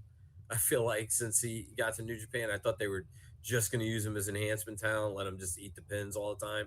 But it started looking more and more ridiculous in a lot of matches because he's so big. Yeah. And he's actually really good. Yep. And it was like, man, I want to see this guy go on some kind of a run. And I thought this match was great. Quick note on Callum Newman. He's a guy that I didn't think anything of for quite a while. Like when he was kind of like the young boy type deal with United Empire, I was like, okay, he runs fast. I don't know what the deal is other than he's, Osprey's understudy, but I didn't like care. He was just like not off the radar for me. Right. Since this whole turn of him being a prick, he's amazing. He's actually one of my favorite guys in the company now. His promos have been unbelievable. And half of that of him doing these really good promos post-match backstage and stuff is just being audible. I remember his promos for a long time. He was sitting on the floor and he'd be talking like he's talking so in his soft. You couldn't hear him. I'm like turning the volume all the way up like, dude, I can't get into your character because I don't even know what you're saying. It sounds like you're talking to yourself. And now it's like his confidence has just shot through the roof. Yeah. Where he's doing promos that are like, I'm like, man, this guy, this is a great heel. Like he knows how to make you, he the shit he talks, everything. I've been all in on him. The one thing, I think, I don't remember if it was you or MJ said it last week about the Excalibur not being the greatest believable finish. It feels more like a B finish, like something people should be kicking out of. Yeah. And he has something better up his sleeve. And I think he will debut something when he gets to that next level, when he wins a title or something. The one, I love this match, but my one small problem with it, and it's like nitpicky or whatever, but early on, right, Hartley dared him to like headbutt him. And he was like, oh, he's like, hit me here, go ahead, headbutt me. And Callum headbutts him, and Callum goes down. And he's like, like all dizzy and everything. And Hartley's like unaffected by getting hit in the head, right? But then he pins him with a move where he just stomps him in the back of the head, and Hartley's head hits the mat for a brief second. And I'm like, I saw that before it even was coming. And I'm like, wait, you're setting up that like Hartley getting hit in the head doesn't do much of anything. So how's the Excalibur going to work? Yeah. And then when he pinned him out of nowhere with that, I was kind of like, I don't know. Could have been a better finish, but I loved it. Other than that, I loved it. Yeah. I mean, I would love to literally echo almost all the sentiment. And one thing I will disagree with is I was pretty high on him.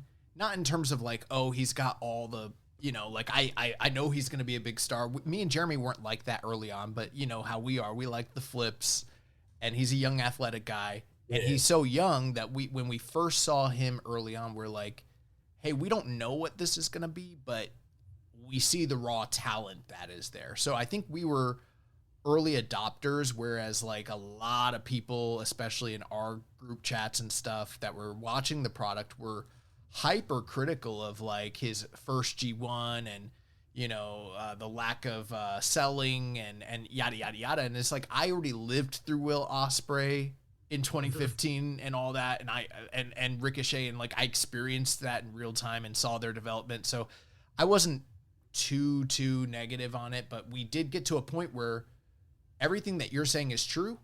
And me and Jeremy started to say like, hey, this guy's getting good, but he's just having, cool matches, but he there's nothing to the character. He sort of just dresses like a Will Ospreay guy and, does a lot of the same mannerisms and there's nothing there. There's not a hook. Now, like you've mentioned, since this turn and this jump in confidence, there's a hook there and you can really, believe in him.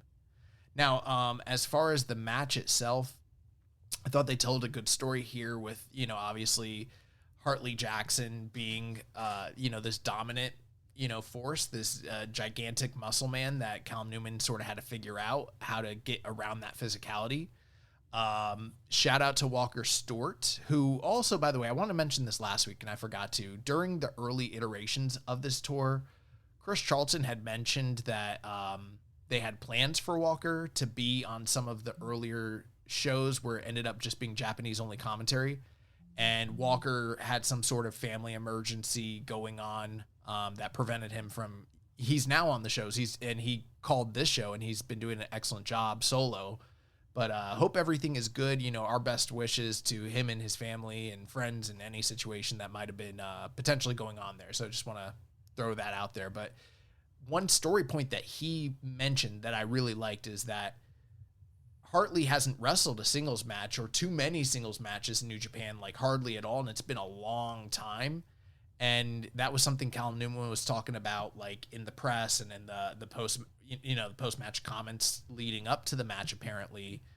And Hartley Jackson, the response that he had was like, it is true, I haven't had many singles matches recently, but I've had more singles matches over the course of my career than this dude has had, like in his entire life, or like, I've something like that. And it's like, okay, yeah, Hartley Jackson isn't known currently as like a singles guy in New Japan, but the wealth of experience and knowledge that he has like trumps anything that Callum Newman brings to the stage here.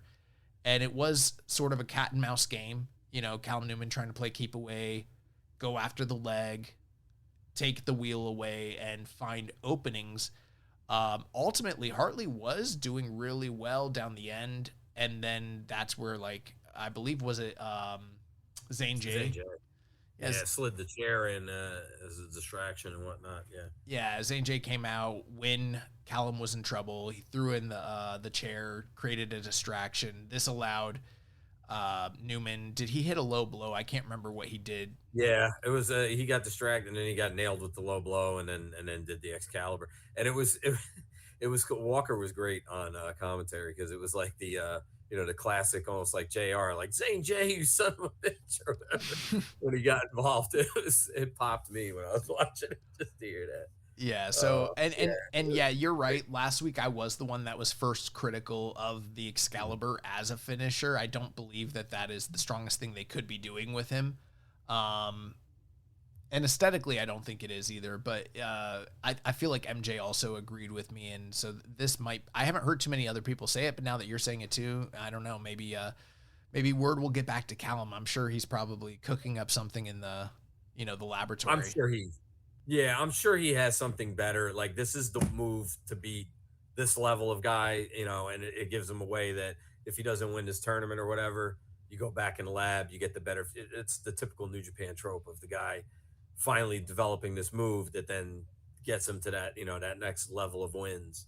And just to clarify too with Callum, it was never that I I was never down on the guy. It was Right. more just like he was just kind of there. If you're a podcast host, listen up. This one's for you. My name is Allie Jackson. I'm the host of Finding Mr. Height, a dating and relationship podcast that I've been doing for 4 years now, sharing my positive and practical approach to dating that's built on my own life experience. And I wanted to share another experience that I've had, my secret behind monetizing my show. It's called Red Circle. And I was just telling my colleague about how much I love their platform. With Red Circle, not only am I getting a seamless hosting experience, but I also love the support I receive in ad sales. It's not just typical ad sales either. It's targeted opportunities based on my show and my life. And the platform is super simple. You just set your preferences and Red Circle matches you with sponsors that align with your show. You can vet every opportunity and their platform gives you great analytics. More recently too, my Red Circle team has brought me opportunities outside of my podcast on social media to really augment the podcast partnerships, bring them full circle. I just can't recommend them enough. If you want to give it a try, go to redcircle.com to get your free trial. That's redcircle.com for a free trial. Yeah. He wasn't somebody that I was like, oh man, I gotta see the Callum match. But now I do. Now it's like, oh, he's on the card. All right, let me see this match. I want to see what he's gonna do. Because he's very interesting.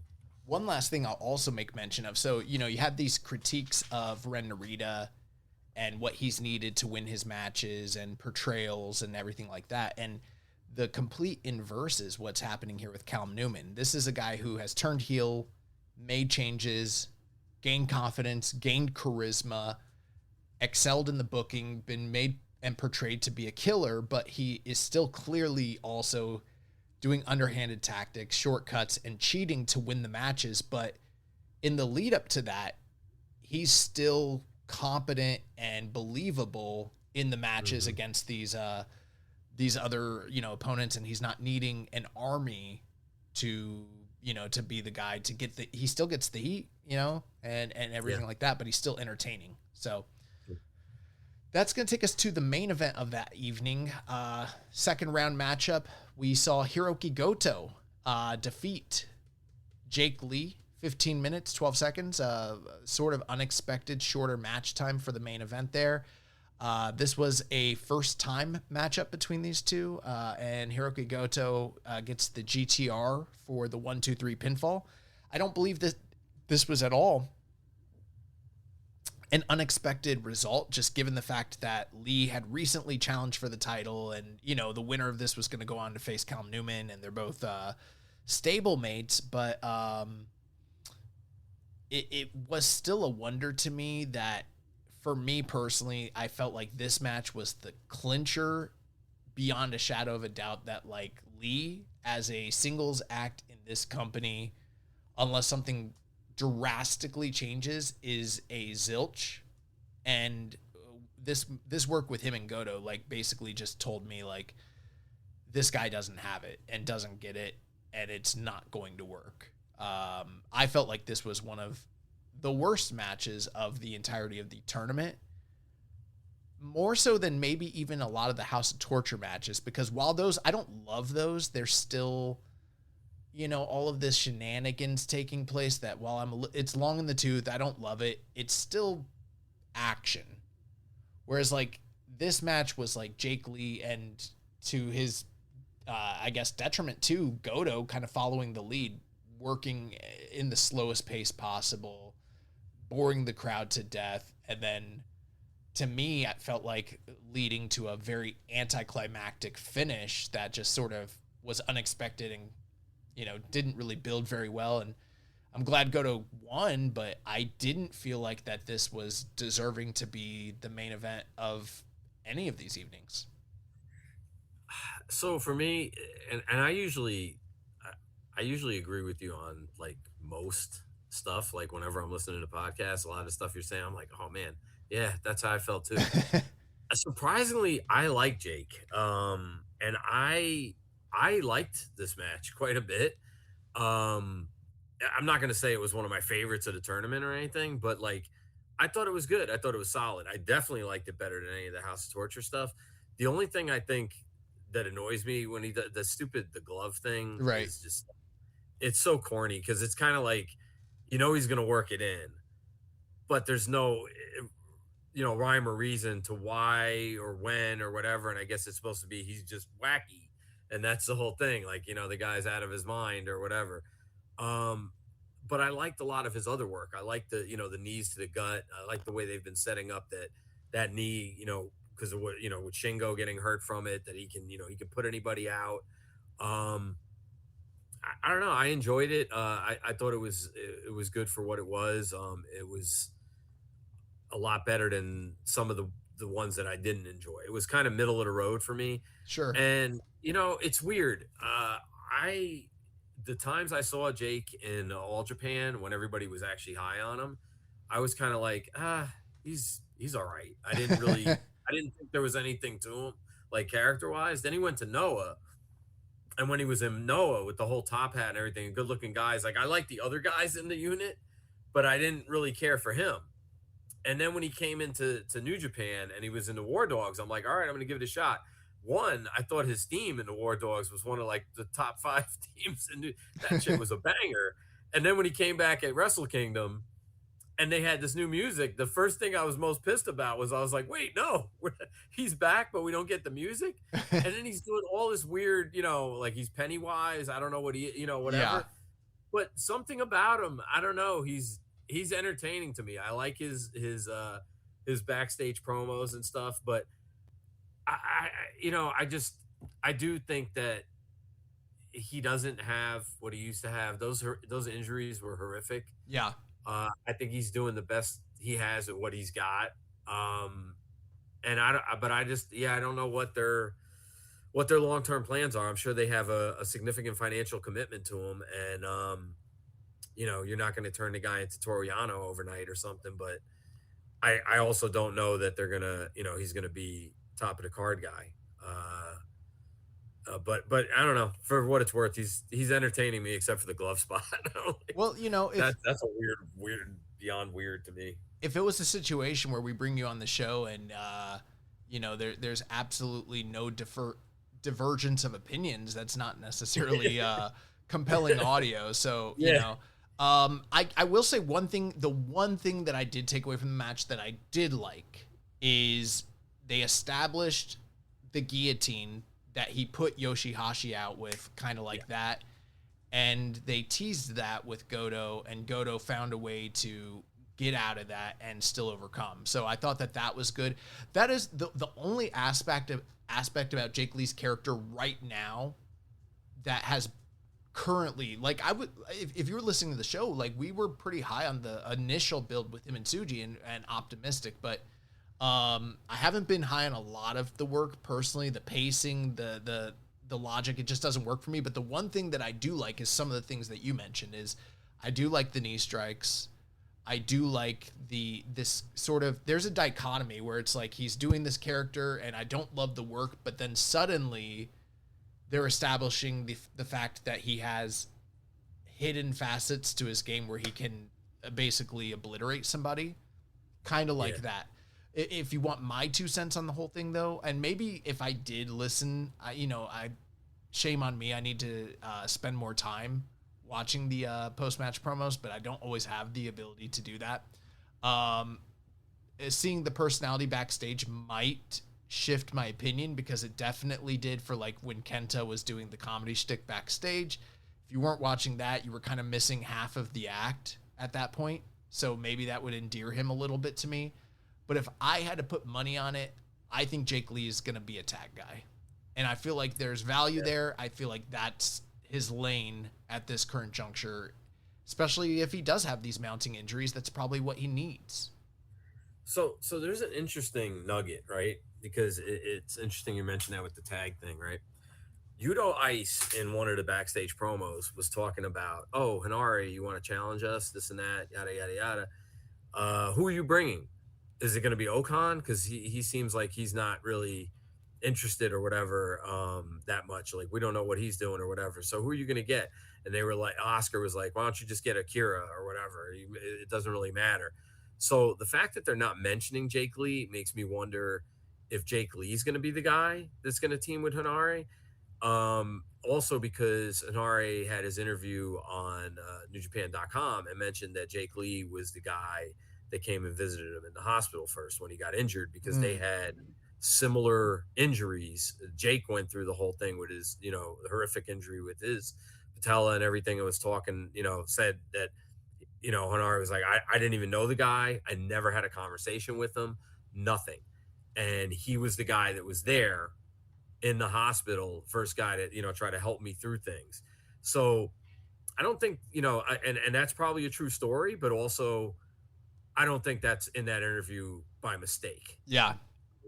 And I wonder if that's what's going to be the new thing. And I love Okan and Hanare as a tag team. I'm like being a big tag team wrestling fan. I like when there's set tag teams and like that's the team, But it intrigues me because if you line them up, you got Hanare and Yuto Ice, which is a match made in heaven, and now you got Oscar and you got Jake Lee. You got the two big guys. So I think that could be compelling. And yeah, his Jake's backstage stuff has been very entertaining. He did something with the I don't know if you caught where he's been dragging the stuffed orangutan around. Yeah, I have like, not known what's going on with that. It's that whole punch the monkey thing where Yeah. there's this monkey that's gone viral, almost like the Mudang thing, Right. where none of the monkeys in the zoo have taken to him, and he kind of drags this stuffed plushie around like that's his mom and that's his only friend. So they're doing it. Jake was doing this whole thing where it's like, he was displaced and didn't really have anybody. So he's bringing the thing, and Walker was feeding into it, saying like, maybe Jake is like Punch the Monkey. He's just, he needs a friend. He's misunderstood and whatever. Yeah. And the one backstage promo was hilarious because it was JAY over there. Jacob Austin Young is cutting this whole promo about Super Juniors, about how he's kicking people's ass down. He wants to be in it. And Jake is behind him with the monkey, and he's just making the monkey like nod its head, like, yeah, like co-signing everything he's saying. Dude, I was dying. It was, and he turned around and looked.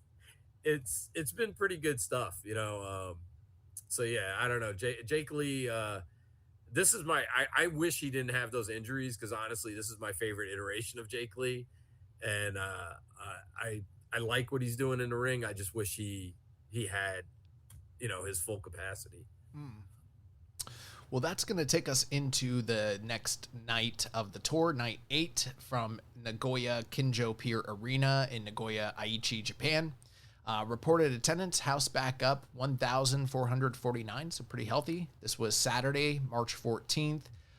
The United Empire's JAY, Akira, Great Okan, and Hanare, they defeated the Unbound Companies, Daiki Nagai, Drilla, Oscar, and Yuto Ice, 921. Akira hits the fireball on Nagai.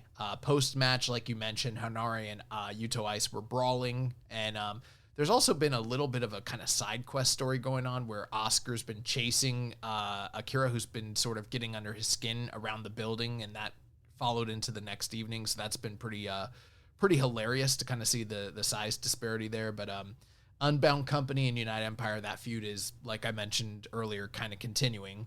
Second match of the night, the House of Torturers, Kanemaru, Chase Owens, and Fale defeated Yasuda, Kojima, and Aaron Wolf, 8:37s. 8 minutes and 37 seconds. Owens hits the Last Testament on Yasuda for the win. Wolf and House of Torture feud continues. Unbound Companies, Tsuji and Shingo team up once again to defeat Hanma and Yuya Uemura. Tsuji hits the Gene Blaster on Hanma, and Tsuji Shingo preview, so pretty much a duplicate from the night prior to that. Fourth match of the night, the UE's Zane J, Jake Lee, and Newman defeat Matsumoto and Bishamon, 9 minutes, 35 seconds.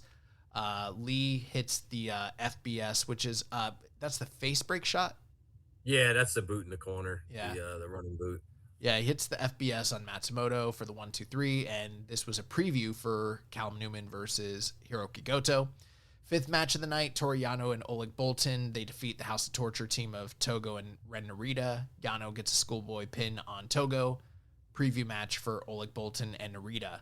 That's going to take us to the final two matches of the evening. So we had Shota Umino defeating Yujiro Takahashi, 18 minutes, 14 seconds. These two had only faced off in singles action one other time back in 2023, also in the New Japan Cup. Shota Umino defeated Yujiro in 9:47 at that time, so a little less than double the match time this time around. And leading into the match, Umino had a 1-0 record against him, so this brings them up to 2-0. And And as we mentioned earlier, there's been this baseball glove story that, was the build during the tour for this match. And, Umino and Yujiro were both cutting promos on one another leading into the match. And essentially, Umino was alluding to and talking about how when he was a kid and Yujiro was on the roster, he looked up to Yujiro behind the scenes as a big brother, and they would play catch with one another, and that he knows a different side to Yujiro. And, whether it was him trying to actually extend an olive branch and bring out the goodness in him and get him back to the right side, or if it was a quasi bit of mind games to get him to play clean and, kind of even the odds and maybe get rid of some of that slop. I don't know. But, Yujiro, in the lead up to the match, he seemed a little conflicted in front of people, but backstage he was basically saying, like, essentially, like, that was never real. The only reason I did that shit was so I could suck up to your dad, who was the, Red Shoes Uno, who's the senior referee in this company, who is in the office and helped me to progress my career and give me clout. Like, you think I wanted to hang around with the snot-nosed brat and play catch? So this kind of was, the framework that led to this match itself. But what was interesting is how Yujiro initially came out with no support from House of Torture. And then at one point in the match, this changed later on, but members of House of Torture came out to try and, turn the odds in his favor. And he pushed them back and told them, like, it's okay. And there seemed to be a little bit of hesitancy on the face of Kanemaru, and I believe it was Dick Togo, and almost like kind of looking at him sideways, like, can we still trust you, or are you actually gonna leave the group? Ultimately, this was a ploy, and Yujiro and them were able to still get some of the House of Torture slot. But leading into that, the match was really unexpectedly good, especially for Yujiro in 2026. And you and I talked about this off the air, but I think that we both had some slight doubts. Could they be turning Yujiro? Yeah. So you may not have caught it because you mentioned the one bit, right? Because that's how he started in the backstage promos, where he was like, "Oh yeah, I played catch. Yeah, your dad like asked me to. That's why I did it." But then during one of the undercard matches, he offered him the glove. And Chase got in the way or whatever, and Yujiro shoved, and Yujiro and Chase are supposed to be like tight, like they're like brothers. He shoved Chase down and picked up the glove. And then there was another promo backstage where Shota said, "I don't know what that means. You accepted that glove, so it has to mean something. Like, I think that guy is still in you. I want the big brother back. I want to see big brother Yujiro, not this person who you were masquerading as now. Like, I know who you really are." And Yujiro's promo was saying, the minute I picked up that glove, a lot more came back to me. He's like, I said what I said about, your dad asked me to, and I didn't want, but honestly, it was a good time. I remember we also did karaoke together. We went drinking together. Yeah, we did a lot of things. They mentioned that too. Yeah, that's right. So he started saying, like, maybe there is more to this. And they, that's when I started, like, I'm sitting there watching this and I'm going like, this is the first time I've been interested in anything Yujiro has done since like Being the Elite, skits back in the day, whatever, that were fun. Like, I'm like, House of Torture's got a million guys, and they got a million guys to take pinfalls and do whatever. Why not do something interesting and move him out of House of Torture and make him the Jado to, like I was saying to you before, to Shota, like ELP, how ELP has Jado. Give Shota a guy that's like his older, mentor guy, and give him somebody to take pinfalls and, in tag matches and stuff like that, and create some kind of dichotomy. Like, maybe then if you have Shota feuding with House of Torture, maybe they're doing heinous things to Yujiro and they're trying to get at Shota through Yujiro. There's a lot of things you could have done with that, but instead it felt like they just went the uninteresting route of, status quo. Haha, we got you. no, he's still evil, and whatever. But the match was much better than expected, for sure. I think the what you laid out there, the potential for them to have potentially turned the guy. On the one hand, there's probably some people listening that are like, it's Yujiro. Why the fuck would I care if he, joined Hantai or whatever? But at the same time, I think that just having any sort of shift, whether it doesn't have the strongest, most immediate impact, can have ripple effects that affect the broader landscape. And if you have a situation where anybody, especially a guy like Yujiro, who is known for like jumping ship and turning on people multiple times, turns to the light and, starts to enter into this other role, narratively, it could really kind of create something that's meaningful for Shota Umino, because they did have some goodwill with this little, side quest story with the baseball, glove or whatever. And I didn't know what was going on with it at first. I had to like do some research. So yeah, I think that there could have been some real benefit from it on the broader scale. Now, like you said, they did the more uninteresting thing in the long run, where it was all a ploy. And even with that being the case, the match itself still, this is one of the matches where on paper, when we were looking at it every week, me and whoever else was guest hosting, or even prior to the build-up, me and Jeremy were gawking and laughing at like, oh yeah, Umino and Yujiro is going to fucking suck. And it actually, even if they didn't do what they probably should have done from a narrative standpoint, in a microcosm, it still made the match tolerable and investable and pretty good and actually memorable. And when Yujiro teased that he was going to continue to fight clean and all that, and then they still came back out, he got massive heat, and it was very effective for that live audience and heightened the drama of the match itself. For me, this was one of the more effective House of Torture matches in the entirety of the tournament. So I thought it was very interesting what they did here. I remember, I've never heard anyone else talk about it, but I remember back in I believe it was 2019, maybe earlier, maybe 2018, but one of those New Japan Cups, Yujiro got ousted early. And he cut this almost tearful promo backstage about how, he tried to get out of the shadow of Naito. He tried to be a main eventer. He tried to challenge for the title against Tanahashi. And then he tried to challenge for all these other titles, and it just never, worked for him. And then he got relegated out of the G1, and winning in the New Japan Cup was his last shot to be a meaningful singles guy. And he couldn't even get past the first round. And what is he going to do to try and get back to the G1? And this is Bullet Club era Yujiro, and there's a part of me that's yeah, I want to see this guy do some shit, am I quasi invested in Yujiro in 2018 or whatever? But they never paid off or followed up on that. So this is a guy that's been in the framework of the company for a long time. I know some listeners probably don't remember the No Limit days, but I was watching then, and I remember, when he first became the Tokyo Pimp and all that sort of stuff. So I thought this was a cool, could have been full circle, come to Jesus moment, but it didn't work out that way. But the match itself was still very good, and Umino picks up the needed victory and advances.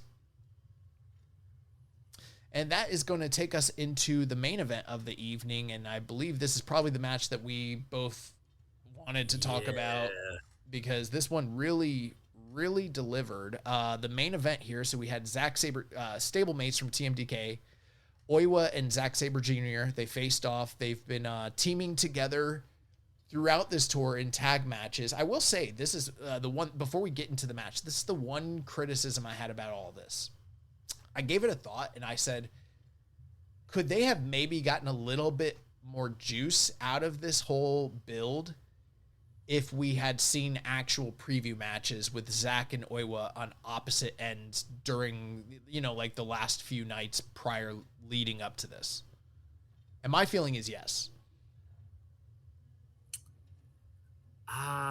Well, here's the thing, right? And I don't disagree, but something I didn't even realize when Walker said it, I was like, really? That's for real? That Oiwa's been in the tournament 3 times now, Yeah. and that Zach has knocked him out all 3 times. Yeah. And I was like, I don't freaking remember this. Like, I remember them facing off once, but I didn't remember the other time. So it was when Oiwa was a young lion before Excursion. Okay. Yeah, it's just like, man, I didn't remember that at all. So, like, I guess it was because of that. I wasn't paying attention to that match, with them having any kind of connection. And yeah, they probably could have gotten more out of it, but like, man, it didn't even need it. Like the backstage promo stuff, they were jousting enough in like the backstage promos, talking about like, he was like Oiwa made one comment that was really interesting, where he was like, the dichotomy of, or the power structure in, I don't remember the exact words he used, but he said within TMDK, there's going to be a shift after tomorrow. And he said, watch for it, and I was just like, whoa, is he going to win? Is this going to be the beginning of him, being that guy? And then the stuff Zach was saying was like, my main thing is, of course I want to win championships and stuff like that still, but my main goal is to make sure that when I can't, and when I'm ready, that this guy's the man. He was like, that's my number one goal, is for him to be the man. And he's like, tomorrow we take another step towards that. But make no mistake, he was like, I'm going to beat your ass, but it's going to be another lesson for you to get to that, that spot. And that had me all in. That was enough of a storyline to get me into it. And man, that match just, well, I think, it delivered. I think if anything, one of the things that you've kind of made the case for here on this episode is the importance and the benefit that you can get from watching those post-match promos and kind of getting a little bit better insights. Because even for me, someone who, I cover this for, week to week, but we don't always have all of that insight. So adding that color really does help quite a bit. So yeah, that encourages me. Now they did have a 4-0 record going into this match. So Zack Sabre Jr. had beaten this guy 4 times in the lead up to the match. Like you said, 2 of those were in the New Japan Cup. One was last year. The other was prior to Oiwa's Excursion. And there was also a television title match when Oiwa was away on Excursion and came back and challenged Sabre in a losing effort. And then, okay. Yeah, and then, Zach has only beaten this guy 1 time post-Excursion, which was the prior year's New Japan Cup. So a little bit of history between the 2 of them. And this was another, I mentioned earlier how a lot of the matches, guys were working them as, we're trying to preserve ourselves, we're trying to get, through the round as soon as possible. Oiwa and Zach had a point to prove and a axe to grind, and this was a wrestling classic between these 2 guys. Some people are all, I don't know that I'm as high as this, but I've seen people talk about it as a match of the year contender in their books. And this was kind of reminiscent for me a little bit of some of the great work that I saw Oiwa do in Noah against Kiyomiya in their lauded matches. There was some similar structure and psychology that was employed here. And except for, I like Kiyomiya, but Zach's better than him. Zach's better than almost everybody in the world, so that's no slight. And Zach and Oiwa were able to just piece together a near masterpiece. And the big point here that was kind of on display was that Zach is this virtuoso, and obviously he has figured out the whole game, but, grappling is his primary strength and where he excels, whereas Oiwa is kind of like a guy that maybe he hasn't perfected any of the aspects of his game yet, but he excels and has natural abilities that Zach never will. And so he can go to the top rope, and he can, run the ropes, and he can brawl, and he can grapple, and he can do power moves, and he can, high fly and do dives and brawl on the outside. He is a complete package that maybe Zach isn't, but Zach has enough wiles and still skills in one area to still kind of get past Oiwa, but Oiwa was giving him tons of fits all throughout the match, and it was really a thing where Zach was having to gut through and find a way to beat this guy. Yeah, it's more or less like, every time he faces him, he's getting closer and closer to getting to that point where, eventually he'll finally get over that mountain and surpass him. And most of the stories in wrestling that produce, like, the best rivalries and the best matches to me are simple stories like that just do that, where it's, these two guys have great chemistry in the ring, and, you're waiting for that day when eventually he surpasses them. And, this match, I felt like as I was watching it, could have gone either way. I picked Zach in my bracket. In fact, I think I got Zach winning the whole thing. I don't remember when I filled out, but I'm almost pretty sure I picked him to win the entire tournament. So I had him beating Oiwa. But when I was watching the match, I didn't know. I didn't know which way it was going to go. And usually that's the barometer for me of how high I'm going on a match when I'm looking back at my favorite matches of the year. It's the ones that up until the last minute, or multiple times during a match, my opinion changed of who was going to win. Yeah. And it kept me on the edge of my seat. And that one did it. So, yeah.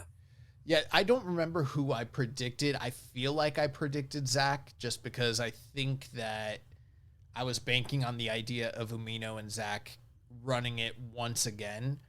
But I would have loved for Oiwa to have gotten through, especially since, like we talked about, he'd already lost several times to Zach. And I felt that there was this kind of overarching narrative for this tournament of let's push the young guys, let's elevate them and put them, on a new plateau. And so I was hoping that Oiwa would win, but I was believing that Zach would win. But through the course of the match, like you mentioned, they got me multiple times to start swaying back and forth. And at one point I thought Zach was going to win. And then, Zach hit the first Zach driver and Oiwa kicked out. And I was like, oh my God, he's going to win this match. and Oiwa, he hit him with the doctor bomb and some of his other, signature stuff. And there was one point where they did an incredible submission. Not only did Zach have incredible submission threats against Oiwa, but Oiwa was, displaying all the lessons that he's learned from Zach and TMDK. And he threatened with I forget which submission it was, but he had Zach in trouble there too. And I was like, there's no way they have Zach actually tapped, because he's never tapped in this company that I can recall. But they did a fantastic job starting to get you to believe that maybe he might before he got to the rope. So the match is just fucking awesome. I can't recommend it highly enough. And this is something that they got juice for them to run it again later in the future, hopefully. Yeah, I think the thing that put it above, like to Rambone's question before about was Hanare and Bolton, the match of the tournament. I think if things were set up differently, where I felt like Hanare might have had a shot of beating Bolton and going through, then it would have put these two on an even keel for me. But I didn't think there was any chance that they weren't going to continue on with Bolton going through the tournament. Right. So I think that's what puts that one a little bit lower, is that I saw the outcome coming. Whereas this one, I truly didn't know. I had a feeling that it was going to be Zach, but I was not convinced until that bell rang. And that's what probably has this one as my favorite match of the tournament so far. Well, Zach and Goto both go through, on subsequent nights, two of the best performers in this tournament in the history of New Japan Cup. So, and former champions. So there's kind of a story there. That's going to take us into the final review night. This was yesterday, night 9 from Sunday, March 15th from Amesi Yamanashi in Kofu. Reported attendance of 1,192. TMDK's Jackson and Fujita defeated the team of Taisei Nakahara and Yoshihashi 518. Fujita hits the half Boston Crab on Nakahara for the submission. This was Nakahara's first tag with a Hantai veteran. So, taking a step up there, a new opportunity. House of Torture's Fale, Owens, Yujiro, and Kanemaru defeat Wolf, Kojima, Yano, and Yasuda 7:56. Kanemaru hits the figure 4 leg lock on Yasuda for the submission victory. The UE's Jake Lee, Okan, Hinare, Akira, and JAY defeat Unbound Company's Suji, Oscar, Yuto Ice, Drilla, and Geto 11:08. JAY hits the Bite the Dust on Geto. Fourth match of the night, United Empire's Newman and Zane J defeat Hiroki Goto and Tatsuya Matsumoto 8:58. Newman hits the Firebolt on Matsumoto. This was a preview for Goto and Callum Newman, which is, we're going to preview that. It hasn't happened yet. Fifth match of the night, TMDK's Oiwa and Zack Sabre Jr. reunite and defeat Shota Umino and Tomoaki Hanma 9:40. Oiwa gets the grip on Hanma for the pinfall. Umino and Zack will face off later in the tournament. That takes us to the final 2 review matches of this episode. Quarterfinal round match, Oleg Boltin versus Ren Narita, champion versus champion, champion of Never versus the champion of Strong. These two had faced off one other time in 2024 in the G1 Climax. Oleg Boltin at that time had actually defeated Ren Narita, and I believe it might have been the only victory that he got any points in that year's tournament in 7 minutes and 37 seconds. So they Oleg Boltin had a 1-0 record over Ren Narita leading into this match. And he was luckily successful in defeating Ren Narita once again and eliminated the leader of the House of Torture, or the quasi de facto leader. 12 minutes, 23 seconds, hit him with the kamikaze and a pinfall victory. I don't have too much to say about this because we have talked a lot about Oleg Boltin and Ren Narita, but I will say it was a lot of cheating. Ren Narita attacked the leg the entire time and had his entire crew out there, and they ran all of the slop that you would expect. And essentially Oleg Boltin was able to outthink and overcome the numbers advantage that Ren Narita had, and created his opening and found a way to hit the kamikaze in a relatively, short match, sub 15. So he picks up the victory there, and, Strong is better than ever. Yeah, and Wolf and Toru Yano had their little run in to That's right. even the odds. I forgot about that, yeah. For Oleg. It was forgettable. The whole match was forgettable. Like, I was like, that match that they had in the G1, I thought was way better than this. Like, that one was more of a sprint, and I thought it was a decent match. It was very inoffensive. It was solid. This was like, I'm just sitting here going like, all right, well, when's Fale coming in with the table? And, oh, there it is. And then Aaron Wolf got in there, and Yano, and it was like Aaron Wolf like got the table away from them, and then he had it in his hands. And I thought he was gonna like do something cool, like throw it at somebody or like do something like awesome. And no, he like kind of like walked it over to the ropes and acted like he was gonna throw it over the top. And I think he like put it over the top, but it was just like what it was the is most like anticlimactic, chasing the guys off, chasing the heels off and evening the odds I ever saw. It was like they ran in just like, hey guys, no, don't do this. We're getting like it was almost like the crowd didn't even really care. It seemed like it was. I just wanted to get that one over with. Wolf was supposed to be just getting the table out of the ring, and the way that those tables are situated with the structure of New Japan's, like the space between the ropes and the canvas, the best way to get it out is like put it on its side and just push it out, but he couldn't figure it out. He started to, and then he put it on its face, so there wasn't enough room to get it out, and then he was struggling with it, and it was making him look like a doof. So then he lifts it up, but then like he wanted to throw it, but like there's a crowd nearby, so then he just kind of threw it down on the apron, and I picked up on that too. And I was like, what is going on? This looks like the Keystone Cops in here. I don't think it does Aaron Wolf any favors to have him running out in track pants and a black t-shirt when he's standing next to Yano in the same attire, and he doesn't look that different or noticeable, or, it's hard to make a differential between him and Yano, and it's Yano. From a physical standpoint, he doesn't look like a guy.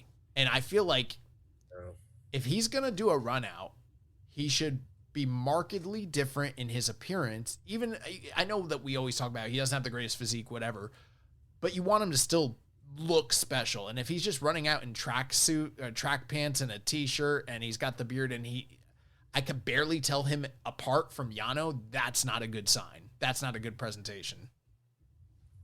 I was talking to, like, once again, like I was talking about Quentin before, like he's not a big, wrestling fan guy. So like I was listening to you guys' podcast last week and we were talking about stuff about Aaron Wolf. And I was trying to explain to him how, like, remember that guy you saw in the Tokyo Dome and like he came out and he was making his debut and he was the Olympian, whatever, and he kicked all these guys out and he was like, yeah, that guy was really cool. I said, yeah, what if I told you he's been pretty much losing ever since and just looking like a dork?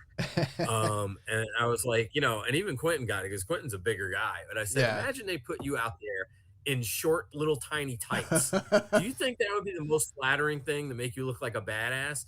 And I explained to him who Shinya Hashimoto was. And I'm like, they need to put this guy in these pants with a sash, have him like he would look so much cooler and just exhibit a lot more like aura, like something to him than, like, I know it's an overused term, but like he just looks like just a dude they pulled off the street. Like if you didn't know the hype behind him and you were tuning into New Japan for the first time and you saw this guy and then you saw like the situations they put him in where he's just getting, outwitted and beat up by like 4 or 5 guys, or like he can't get a table out of the ring or whatever, you'd be like, who is this? We only know because we watch it and we're like, oh, he's got this potential. We saw what he did at the Tokyo Dome, but ever since it's kind of like, come on, man. Like, I don't know. Couple last thoughts I did have, quick thoughts. Oleg Boltin basically powered through and he got some support, but it was basically him just like his leg was attacked from the offset on the outside on the pole with a chair. And it was him kind of just powering through that and then still finding a way to hit his finisher to secure the victory. I'm sure there's a chance that injury might play into the next round of the match, but I almost wondered if there was an opportunity for Oleg Boltin to find a new way to win, a smarter way to overcome the odds instead of just like bulldozing through. I just wondered if there was a better storytelling tactic they could have taken there. Another thing I noticed about Oleg Boltin, and it's just a nitpicky thing for me, his trunks and his knee pads are teal, but he got new boots and they're blue and yellow and they don't match the gear. And I'm like, what the fuck? Like, how do you buy new boots with a new color, but you don't get gear to match it? So I'm wondering, like, are they paying these boys? Like, what's the fucking deal? They don't have a gear maker that can get them some blue tights. And then the last thing here is, and this basically speaks to, we had a question from Stale Burger Bun. Now that we've seen a bit of Ren Narita's House of Torture, do you miss Evil yet? And I can emphatically tell you personally, no, I don't really see the big difference, but yeah. I do. I miss Evil. I always was an Evil guy though. I liked Evil and I was a big LIJ guy. I liked Evil in that. Some of the stuff he did was like, repetitive and whatever, but I liked him and he looked cool and he looked the part and everything. And Ren Narita just looks like a guy they slid in there that's doing, some of his stuff de facto with the same guys, but there's, it's like somebody doing a poor man's imitation. So yeah, I do miss Evil. Only because, not because I don't think he ran his course in his current iteration, but because if they're going to continue doing the same thing, I would rather the guy that's really good at it be doing it and the guy that was much more entertaining. So from that aspect, I do miss him.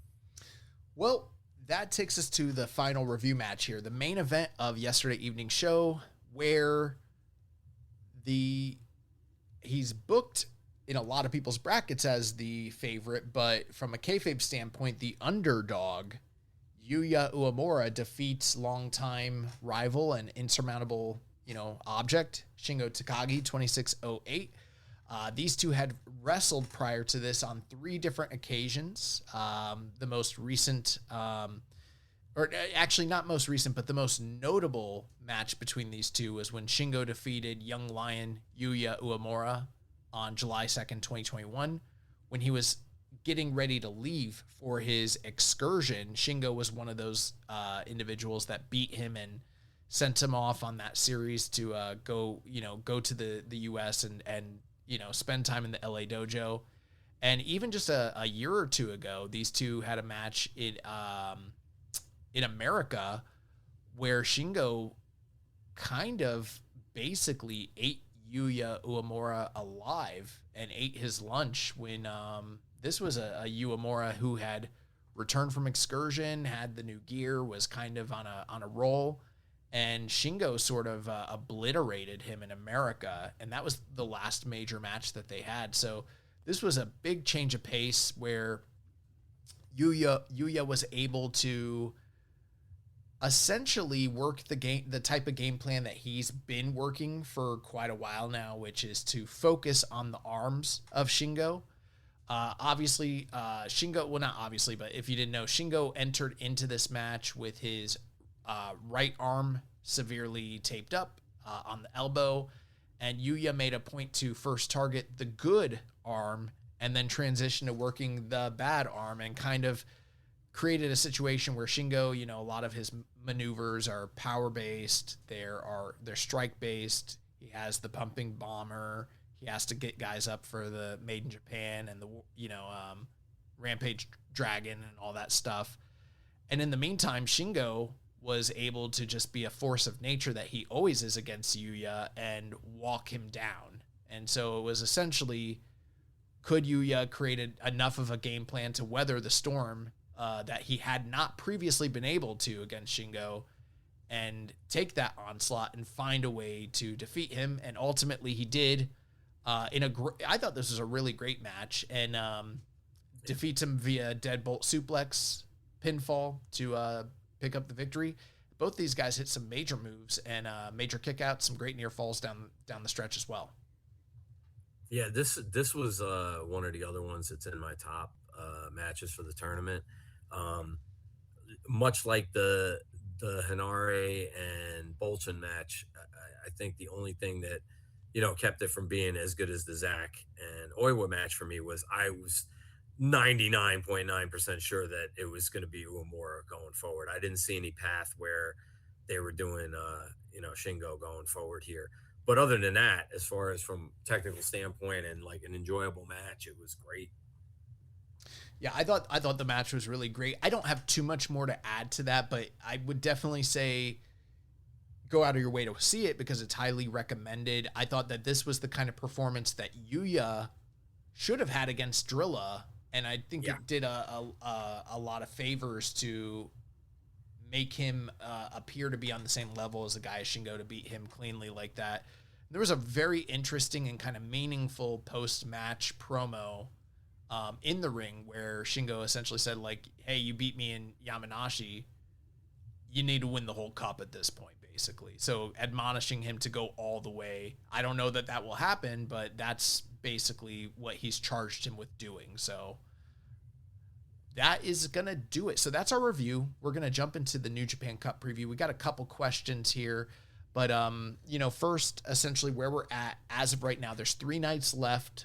One night will be the final quarterfinal match, another night of semifinals, and then ultimately the finals this coming week. So what is remaining? So we've got Zack Sabre Jr. and Shota Umino facing off against one another, as well as Calum Newman and Hiroki Goto on the 17th. And then on the 20th, Yuya Uemura and Oleg Boltin will face off in the semifinals. Winner will go to the finals.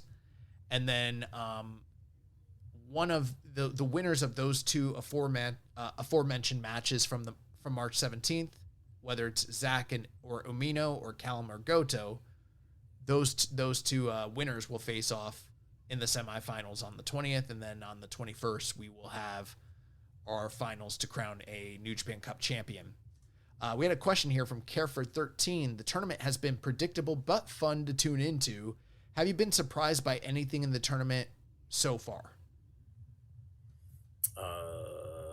Just the Fale beating beating Wolf at the beginning. That was about it. Everything else, I'm not super shocked by any of the results. I wouldn't say I've been super shocked. I would say the Aaron Wolf thing, I wouldn't, though not unexpected. I hoped the opposite would happen, and it, for many people, it probably was a bit of a shock, and maybe on a kayfabe standpoint, it's the only like real quote unquote shock of the tournament thus far.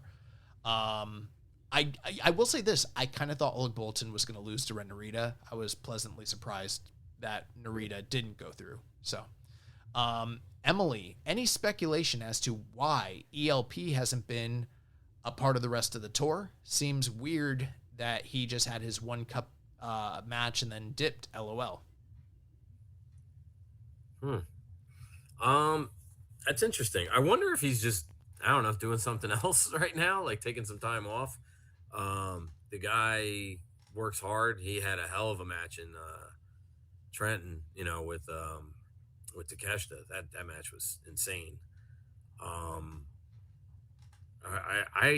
I don't know that I'd read too much into it. Maybe they just didn't have anything lined up for him, and the numbers didn't make sense in terms of who they would have him out there instead of in some of these multi-mans, or I don't know. Maybe it's just time off for him. Yeah, I mean, it could be anything. Maybe they were planning to give him time off. Maybe he's there could be a million reasons. Maybe there's a slight injury, or some rest that's on the books. Maybe he went away on vacation. Who really knows? We would just be speculating. So we don't know. But I will say this, and this is just, I haven't heard anything. This isn't me giving you guys a tip or a speaking code, nothing like that. This is just me personally. I always have a little slight trepidation about the fact that ELP had that cancer scare, and I feel like and then the recovery, and it doesn't get talked about very much. The fact that he went through that period and then did come back, and it felt like at first people, remembered and were appreciative, but it's since kind of just become a forgotten thing. And hopefully, of course, nothing ever happens with that. But anytime I see a guy like that is at any point like off of an expected tour, I personally just hope that it could never have anything to do with like a health related incident. But I always keep my eyes peeled personally for things like that, because you just never know.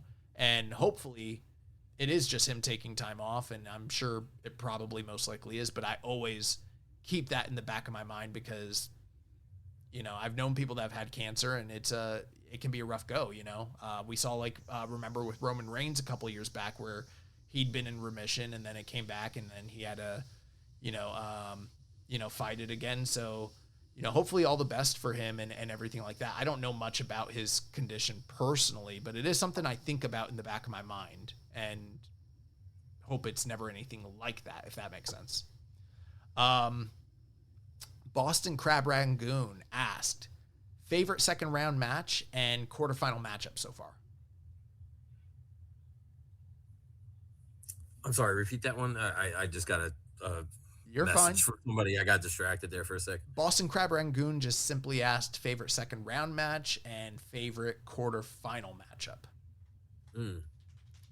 So favorite second round would be the Bolton and Hanare, and the quarters would be that's Zach and Oiwa's quarters, right? If I'm not mistaken. I'm trying to figure that out. Like in my head, I'm like, wait, because I watched them all like in a row, so I'm like, that was quarters. So Oleg Hanare was a second round match, but so was Oiwa and Zach. Oh, that was second round? Yeah. Oh, okay. The only quarterfinal matches that have happened would be, and this is probably my pick, would be Shingo and Uemura, and then Oleg Boltin and Ren Narita, and that's I couldn't imagine anybody who didn't like. No, we're only choosing out of those two. That's easy. Yeah. The one was great, and the other one was one of the ones I liked the least. So this is where we're going to, now I'm sure at the time of this recording is 10:01 p.m. Eastern on March 16th. By the time you're listening to this, the next show will probably already happen. So I imagine they probably have the full card announced for Tuesday, March 17th. I guess I could look it up, but honestly, we're not going to talk in depth about that undercard too much anyways for the previews. Really what it's going to come down to for the preview here is this is the final night of quarterfinal matches. We've got Goto versus Callum Newman. 1-0 record for Goto going into this match. Obviously the famous Dantaku match from this past year for the IWGP heavyweight title. Goto defeated Callum Newman, an unlikely challenger at the time, 24-01. That's the only singles match these two have had. So we have that match on the docket. And then we also, on the same evening, have Shota Umino versus Zack Sabre Jr., which this is a match that clearly does have quite a bit of history. And when I was looking through the records, they actually wrestled more times than I realized, not only in New Japan, but also in Rev Pro. So they're actually standing at a 3-3 all-time record. So they're tied. And, you know, the two most recent and prominent matches between them would be Zack defeating Umino in the main event of Wrestle Kingdom 19. And then also in the same year, last year, in a much better match, Umino defeated Zack in B-Block action in 22-10, in about half the amount of time that it took for Zack to beat him on January 4th. So these guys stand tied 3-3. You know, Zack has won this tournament on 2 other occasions, whereas Umino was in the finals but lost to Finlay last year. And, you know, they've got a lot of history, and it's kind of make or break for a guy like Umino, and a guy that he has defeated before but also struggled with. And I think we got the much better quarterfinal night than what just happened, you know, yesterday. That being said, what are your predictions for where we're going at this junction of the tournament? Because I'm a little torn. Yeah, I mean, well, like I said, if I stick to my guns, I think I had Zack winning the whole thing and I think a lot of it was because Tsuji was talking all that stuff about, you know, I need to beat these guys that were the previous generation that were the champions, alluding to like Zack and Goto. So I thought one of them was going to come out of it. But, you know, the Umino stuff with the you know, him getting past Yujiro and the whole glove storyline, like, I feel like it'd be weird to cut him off now, but then also it'd be weird if Zack's whole thing was just teaching Oiwa another lesson. So that match, I can't really call that. Goto, Callum, I think Goto's going to win. That one I'm almost certain on, but the other one is a toss up for me. And I'm one of those weird guys that loved the Wrestle Kingdom match between Shota and Zack. Everybody was like, so many people hated that match, and I was there, and I was like, when I saw all the stuff online, like after, I was like, wait, people didn't like that? I loved it. I was like, you know, and I said, you know, a lot of it is I was there, like, you know, third row, whatever. I was fished in the whole time. I'm like, man, I'm at Wrestle Kingdom. This is for me, it was a better match than, you know, I was a huge Naito guy. He's right behind Hiromu, is like, you know, one of my favorite guys. I cosplayed Naito and everything. And his match with Sonata, when that match happened, I was like, all right, the roll call is going to be awesome. But that match was not, you know, it wasn't hitting for me. And, you know, Zack is a guy I have a lot of affinity for. And I like Shota. I've always liked Shota. I saw him come up as a young lion, but like, I wasn't as hyped for that match. But I felt like, for me, that match delivered. So like, the fact that they have all that history and everything, I'm looking forward to this match a lot. And once again, because I may have picked him because I had to pick somebody in the tournament, but now that they're head to head, I don't know who's going to win this one. I really don't know. Looking at it on paper, it's just kind of thinking, of course. So could you put Callum Newman through? Sure. That would be a pretty strong push for a guy like him. And they clearly are putting some juice behind him. At the same time, I think it's ill-defined right now as to, even though there's unity and cohesion for the first time in a long time for United Empire, it's not totally clear right now, like, who is the de facto leader. I'm sure down the line, some sort of story between Callum Newman and Ospreay that was teased, if they actually do it, will probably settle some of that. And I say that to say this, I don't think Callum Newman is 100%, and I don't think the company is 100% ready to fully elevate him to that sort of level. Could they, you know, kick the tires on him and get him into a title shot scenario or a final scenario to get him there, sure. But I think because we've got 3 more known commodities in this group, and it would be a huge elevation for him to be beating all those guys, I think, like you mentioned, it makes sense for Goto to beat him. And then at that point, for me, since I think Goto is going to go through, and there have been these talks from Tsuji about, I want to face the former champions, yada, yada, yada, it makes sense for him to be in that semifinals. And then the real question is it going to be Umino, this young, Reiwa guy who has kind of flopped in some aspects, but is, coming back and sort of revitalizing? Or is it going to be Zach, who he had that legendary trio of matches with last year, and they're the 2 most recent champions? I think you could go either way. And maybe if you did do the 2 champions on one side and then you got Yuya and Bolton on the other side, there's a dichotomy of like the legendary champions and then the new young challengers. But personally, I think the fresher and the thing that I've been projecting is Umino goes through, and it does more for Umino to have beaten both Zach and Goto in lending credibility to him as a potential challenger going into the semifinals. For that reason, I've got Umino and Goto winning on this evening. That's my final prediction. Okay. There was an interesting thing too. What you're saying about like the United Empire, like who's the leader and like that shaking out. There was an interview with Callum on New Japan that they put on the website. There was an interesting part in there where they mentioned about somebody else, like that there's somebody else maybe is in charge. And like Callum said something like, there's always someone else. Like as if they're alluding to there's some shadow figure that's still to reveal himself that is going to be the actual big bad, or whatever. And I was like, that's kind of weird because it really feels like, Callum is the guy, and that would be really strange. It almost felt like the old we're gonna find out Chaos. Who's the mole in Chaos? Oh, bro, you stole the joke from me. I was gonna say this will probably amount to that. Like, they're alluding to things that might never pay off, but never happen, right? So there was that. Well, and then there was Andrade Hanari's interview where he said something about Shota. Okay, maybe Shota coming to maybe Shota's not been received by the fans the way he should be, and he's misunderstood, and maybe he would Hantai isn't working for him, and maybe he'd be better off in United Empire because they don't care. Like he was saying how I haven't done anything different since I've come back, at least for me.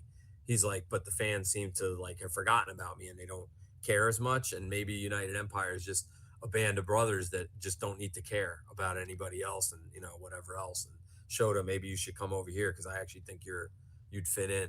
And I'm like, that's a weird. I don't think anything will come of that either, but you never know. Well, it seemed that they were teasing that there was some sort of powers to be behind the reformed United Empire when they teased Andrade being the money behind the group and yada, yada. But the contract situation was different then. Mm-hmm. And I still did kind of get the feeling at the time that maybe this goes back to before we knew Jake Lee was X, that there might be some other kind of potential top tier leader figure that might be coming into the company. So there is that. I'm not opposed to somebody else jumping ship and joining them and maybe taking the reins, but I feel like maybe that shortchanges this trajectory for Callum Newman. And I think that big time. Yeah. But if they did bring in someone like Umino, I'm okay with that. You just got to make the logic make sense. It can't be, there's actually a secret power, and then he's been fighting these guys, but then I always hate when they're they're fighting them, but they're actually secretly double crossing everybody, and it's but the months when you try to put the pieces together, it doesn't make sense. Yeah. If you can do it in a way that it makes sense, that it's like for instance, Evil when he joined Bullet Club, there hadn't been this ongoing thing that was actively being pursued between him and Bullet Club. It seemed like the deal kind of came together fairly quickly and that he turned tail, and it logically made sense. So I'm totally okay with guys jumping ship if they can, and doing it secretively if they can make it, make sense from us, from that standpoint. With that being said, though, that's the trajectory I personally have. I've got Goto and Umino on the other ends of the tournament. And what did you say your prediction for that evening was? Was it Zach and Goto? So I think what I had down on my original bracket was Zach and Goto, and then running that back. And I know I had Umino going through to the finals. I just don't remember if I had Bolton being the guy that he was going to be against, but I know I had Umino in the finals against Zach, and I had Zach winning, as I'm pretty sure. I don't know if I still believe that, which is good because then it keeps me watching. Well, what's your final say right now? This is a prediction. Man, the way things are going right now, I still think it's going to be Zach. I think he's going to win it again. Okay. So you got Zach Goto, right? Yeah. Okay. So we're luckily Tuesday, we get Wednesday, Thursday off. So a little bit of a break there. And then Friday is the semifinal. So we will be seeing Yuya Uemura against Oleg Boltin to set up the left side finalists. And these two have only wrestled one time in this past year's G1 Climax. Uemura defeated Oleg Boltin 11-0-3. He has a 1-0 record against the guy. Obviously a fairly short match. This one's probably going to be a totally different kind of animal. And then as of the time of this recording, we don't know who will be going into the other side necessarily, but I've kind of put a little bit down here. So let's say it is Goto and Umino. They wrestled one time in the past for the IWGP title in Chicago at Windy City Riot last year. I was there. Oh, go ahead. I was there too for that one. Yeah, that was all right. It was okay. It didn't blow me away. But Umino, was a finalist last year. So like I mentioned, there's that to think about. Goto and Zach, if that's the way it goes, which is what, I'm predicting Goto Umino. Goto Zach, which is what Brian is predicting. They had the 3 IWGP matches in their series last year. All time, they're 3-6-1 with Zach leading that series. Goto is a 3-time New Japan Cup winner. He's the only 3-time winner, and he's also the only back-to-back successive years winner of the tournament. Zach, likewise, won this tournament in 2018 and 2022. So if they do run that match, there's going to be a lot of people happy because that was an incredible series last year. And then lastly, the other 2 scenarios are Newman versus Umino. So just the 2 young guys go through.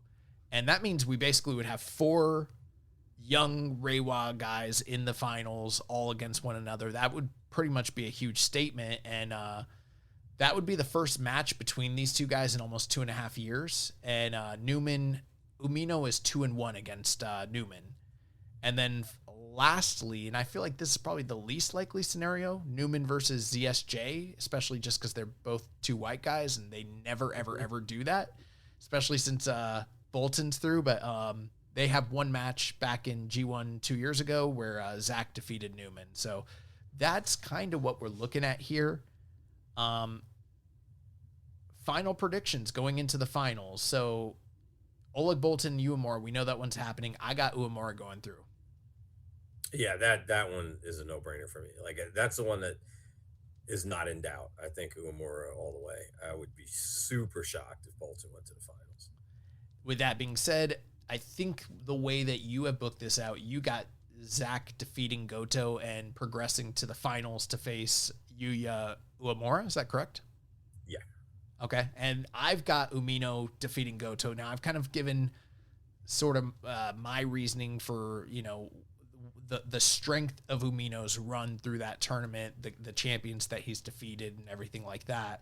I guess that's a good way to take us into the finals. So my finals that I have booked is Uemura versus Shota. I think that these are the two guys that a lot of people had positioned as potential aces of the company, and for whatever reasons there have been falters, whether it's been rejection or crowd connection or injuries, yada yada. And I think that those two guys being slotted, having been pushed, beaten some top guys, the excitement of the fresh matchup of these two guys against one another, plus the prospect of either one of them, who they both have a lot of history with Tsuji, being the person to kind of potentially challenge, to me, just makes a lot of sense. That's where I'm heading. But I think, Brian, you had mentioned earlier that some of your logic kind of revolves around the talking point Tsuji had been making about facing champions in the past. So you've got Yuya and Zach projected. How do you see this playing out, and sort of like what is your reason for the prediction? I mean, I was fully expecting that Zach would win and be the guy to go up against Tsuji. But you know, I could see it being like it to me. It's either gonna all along. It was either gonna be Zach or Umino, and I was given I mean, not Umino, rather Umura, but I was given the slight edge to Zach because of Tsuji saying that stuff.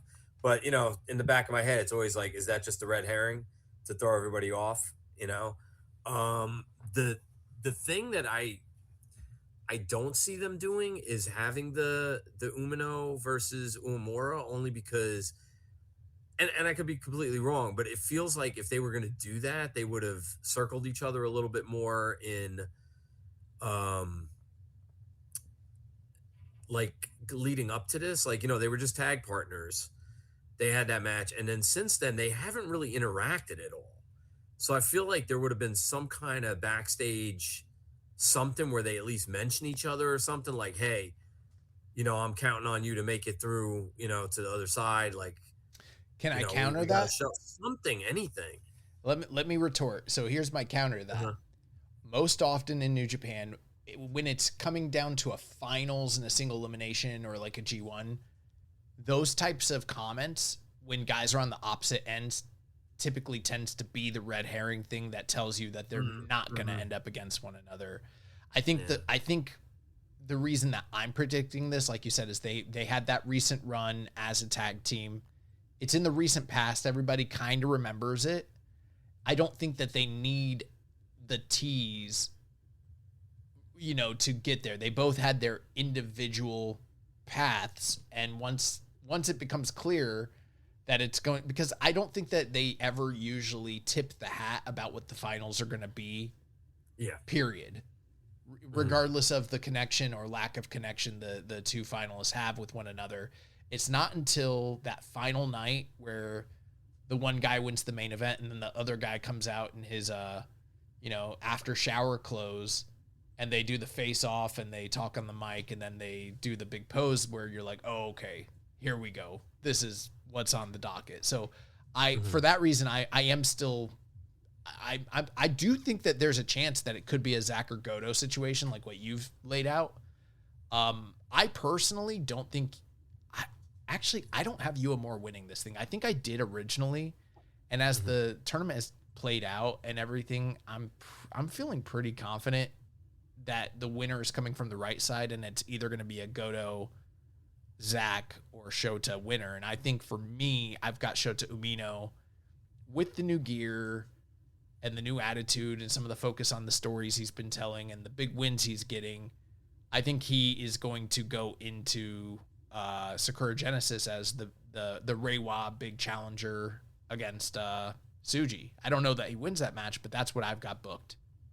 See, now I think that's the thing that's also making me think that, in my mind, that Shota has no chance, because I feel like if he wins, he's got to beat Tsuji. Because if he loses another title challenge, you know what I mean? Where do we go from here? Does he shave his head again? What's he gonna do? Yeah, he's been through all that, right? So like the next time he challenges for something, be it the global title, whatever it is, somewhere down the line, I feel like he's finally got to win one. And I don't see that happening right now. I think I just don't. I think that's a very good point, but here's my answer to, and you, that is true. You're probably right. Creatively, that is a conundrum.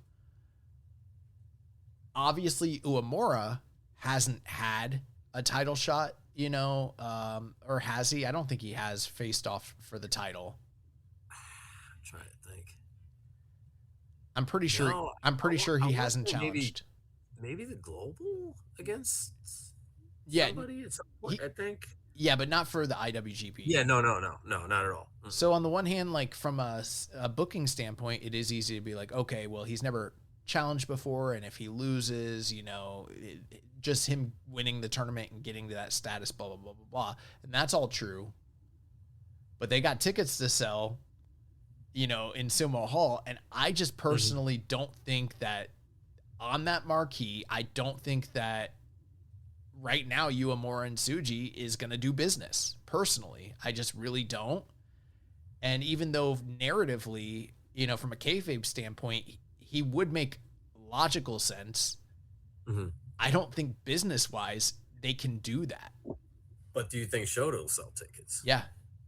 You do? Yeah, because I think they're heating him up, and he's still loved by a large portion of the audience, and he gets reactions. I don't think that he is like a mega superstar. I don't want to oversell what Shota Umino is, but I think that he is a bigger star and more bankable star and has a fresh enough matchup against Tsuji that they can probably run that match and count on the tickets. And then obviously with Zach and Goto, both of those are marketable matches. The Goto match, based on what we've seen in the recent past, is a much bigger ticket seller than the Zach match would be. But Zach and Tsuji have a lot of history with one another, and that's a good opponent for Tsuji. I think those three are all much more marketable from a we want to sell ticket standpoint than the Uemura matches. Personally, I think that's a gamble for them if they decide to go that way. I don't think you're wrong about the Uemura thing, but I think the Shota thing is, I don't know that he's going to sell us tickets either, just because I think there's a level to some of the domestic fans over there where it's like, oh, here we go again with this guy again. Like, can we like cool him off for at least a whole year, like something? Like, I don't know. So that's why I'm more leaning toward it being like probably Zach or Goto, coming out and them going with the sure thing for the house. But it would be interesting seeing it be the Shota versus Uemura thing at the end, where it's like, oh shit, hey, they were just partners and now they got through and they go with all the young guys. I just wonder what that means for Zach or Goto. You know what I mean? Like, I feel like now's the chance, because I don't think either one of them is winning the G1, right? I think Umino or Uemura could still win the G1. I don't think Zach or Goto will. So I think maybe you get that one of those title matches out of the way now, and maybe you heat that other guy up end of the year. Yeah, that's a good point. I'm sure we'll again, we're going to see how it plays out. One other reason I do have Umino is just because he finaled last year and failed. So I kind of feel like maybe he'll final again and then win. But final predictions, I think you've got Zach going over Uemura. Yep. Okay. And then I have Umino going over Uemura, which I think is a 180 from what we've done in the past. Now, we're pressing up on time, but we did have two quick questions here. So if we can answer them super brief. Make Way for Slide says, I think the remaining New Japan Cup entrants are a good mix of rising and established wrestlers. That being said, I don't think the Cup winner is going to beat Tsuji. If that is the case, who do you think would be the best of the remaining wrestlers for Tsuji to face? Is it better for Tsuji to bring up the standing of a rising wrestler or reinforce his own championship status with Goto or Zach? So I think he's asking twofold. One is like, who's the best opponent for him? And the other one is, if someone were to beat him, if you were booking someone to come out of this tournament and be a guy that could beat Tsuji, who should that be, basically? Well, the one thing I don't think anybody that comes out of this is beating Suji. I don't think either. I don't think there's any way that they're just going to take the belt off him right now. Um, so, but if I had to pick someone to take the belt off Suji, out of those four, It doesn't have to be out of those four. honestly, It could be out of oh, anybody that's remaining. I would pick oh, Callum. okay. That's for me. That's the chaotic choice. If Callum wins the tournament, I could see him upend everything. Yeah, I could see him beating Suji, but that I highly doubt it. But that's my dark horse pick. Yeah. Plus he's the heel, and he could there could be some shenanigans there, something to happen. But it sounds like based on his question, he's asking also, would it be better for Suji to bring up the standing of a rising wrestler, which is what I've got booked, or reinforce his own championship by adding Goto and Zach to his legacy, which is what you have. So I think we've already... if he's going to beat somebody, I think it's better for him if he beats Zach or Goto. That's like a mountain to get over. Whereas the other guys, it just feels like he's already ahead of them. So it doesn't do it much for him. And I'm on the opposite end. I don't disagree, but I also feel like for the freshness of the company and excitement, it might be as a whole, even if it's not as good for his legacy, it might be better as a whole for excitement to say like, hey, we got this new generation match sort of thing, Yeah. Oh yeah. Company wise, definitely. I'm thinking just like in terms of Suji's resume of guys he, defended the belt against. I think it's the vet guy gives him more clout. Final question here. Boston Crab Ragoon says, if Callum Newman does end up winning the tournament, do you see any angle where Ghetto betrays Unbound Company to be the next manager of Newman? The story of Ghetto becoming manager of like Okada, White, and Finlay has been put on halt for the moment. I thought the angle would personally happen back at New Beginning. If Callum isn't the next guy to be managed, is there any other member of the roster that could benefit from having Ghetto in their corner? That's really fucking interesting. I think if that doesn't happen in this, that's going to happen before the year. There's always somebody behind the scene. Maybe that's the thing. Maybe it's not a wrestler. That would be so crazy if Ghetto, he's the power that you're talking about. Yeah, he's the guy just been creeping around and like, I knew this was coming and I see the guy that's coming up and I'm going to go with them. Like if they want to like cement that heel status and not for nothing, Gato, like he seems so fucking out of place and weird in Unbound Company. Like it's to that end, Unbound Company as a whole just seems so hodgepodge. I'm watching. Yeah. It's a very, the only thing that's bringing it together a little bit more for me now is like the Drilla knowing as much Japanese as he's learned. Mm-hmm. And the way his camaraderie with like Daiki and all that stuff and the way he talks about the other guys, it's starting to gel a little bit more. But man, when they first did it, I was like, what in the hell kind of just throwing guys together that don't aesthetically fit? This is so strange. I definitely agree that there has been some cohesion, some cohesive things that have happened. But for me, it's the aesthetic, the fact that they just don't look at all like a team. That's what's throwing me off. They need a better logo for one. That logo sucks. But that you have it here. You heard our predictions, our previews and reviews. We just got a couple news items, and then we're going to get out of here. So very briefly, so this was asked in our Discord. We never talked about it, but there was a news item a few weeks back, end of February. So there was a Vice article about how Antonio Inoki is being brought back to life as an AI robot. Passed away in 2022. They're talking about how they launched an event in Tokyo on the 19th of February. They want to build a human-like AI robot to reanimate Antonio Inoki three-dimensionally.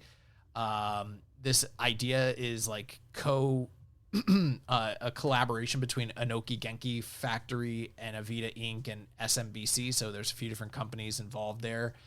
And they're projecting to complete this project in 2027 to coincide with Inoki's birthday. Inoki's brother talked quite a bit about this, but they talked about like him being an advisor for the youth and being able to speak to the culture and, being this, remarkable achievement for technology and for society and everything like that.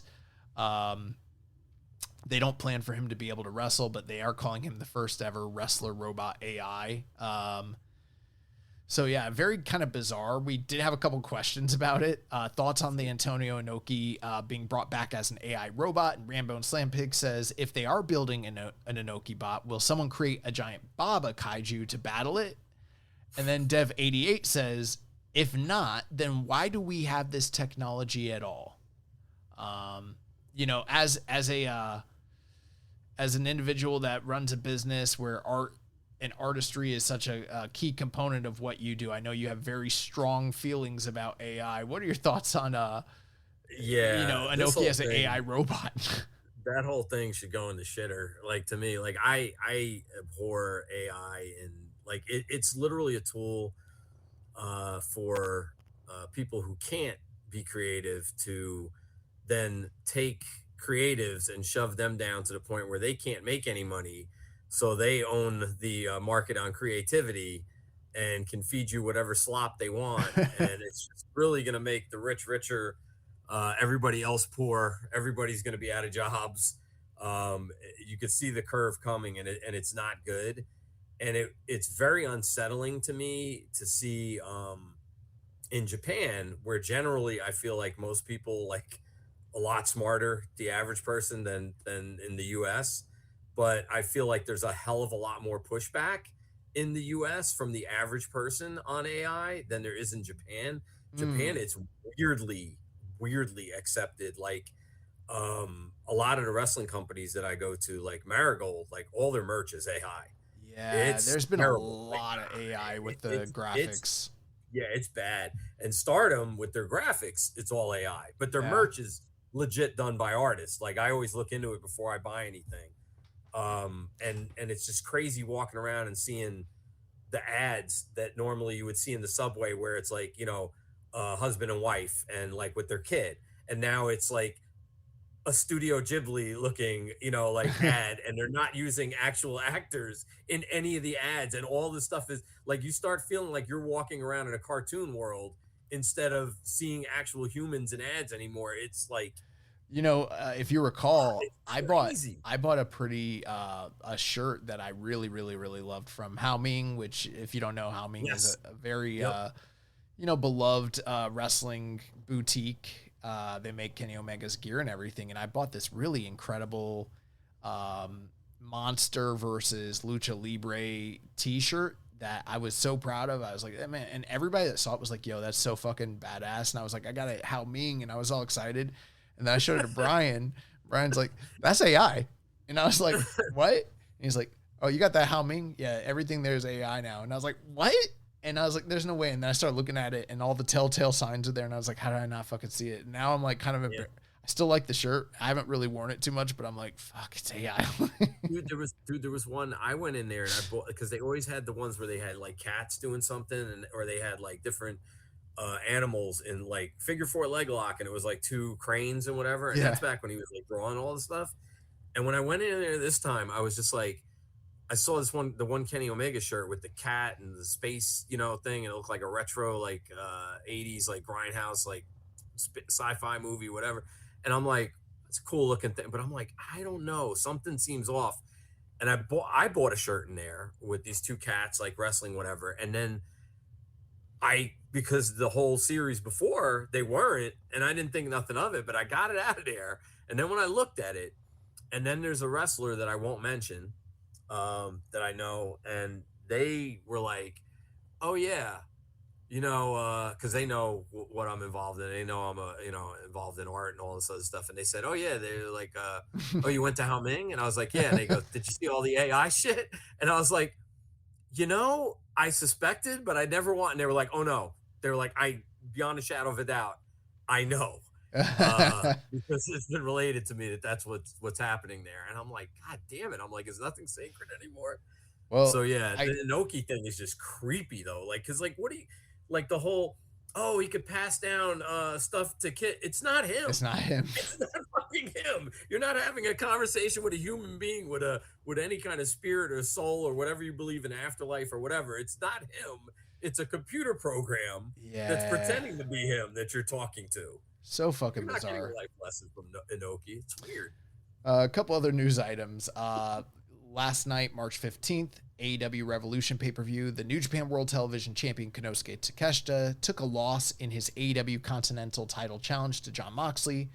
25-35, lost via technical submission.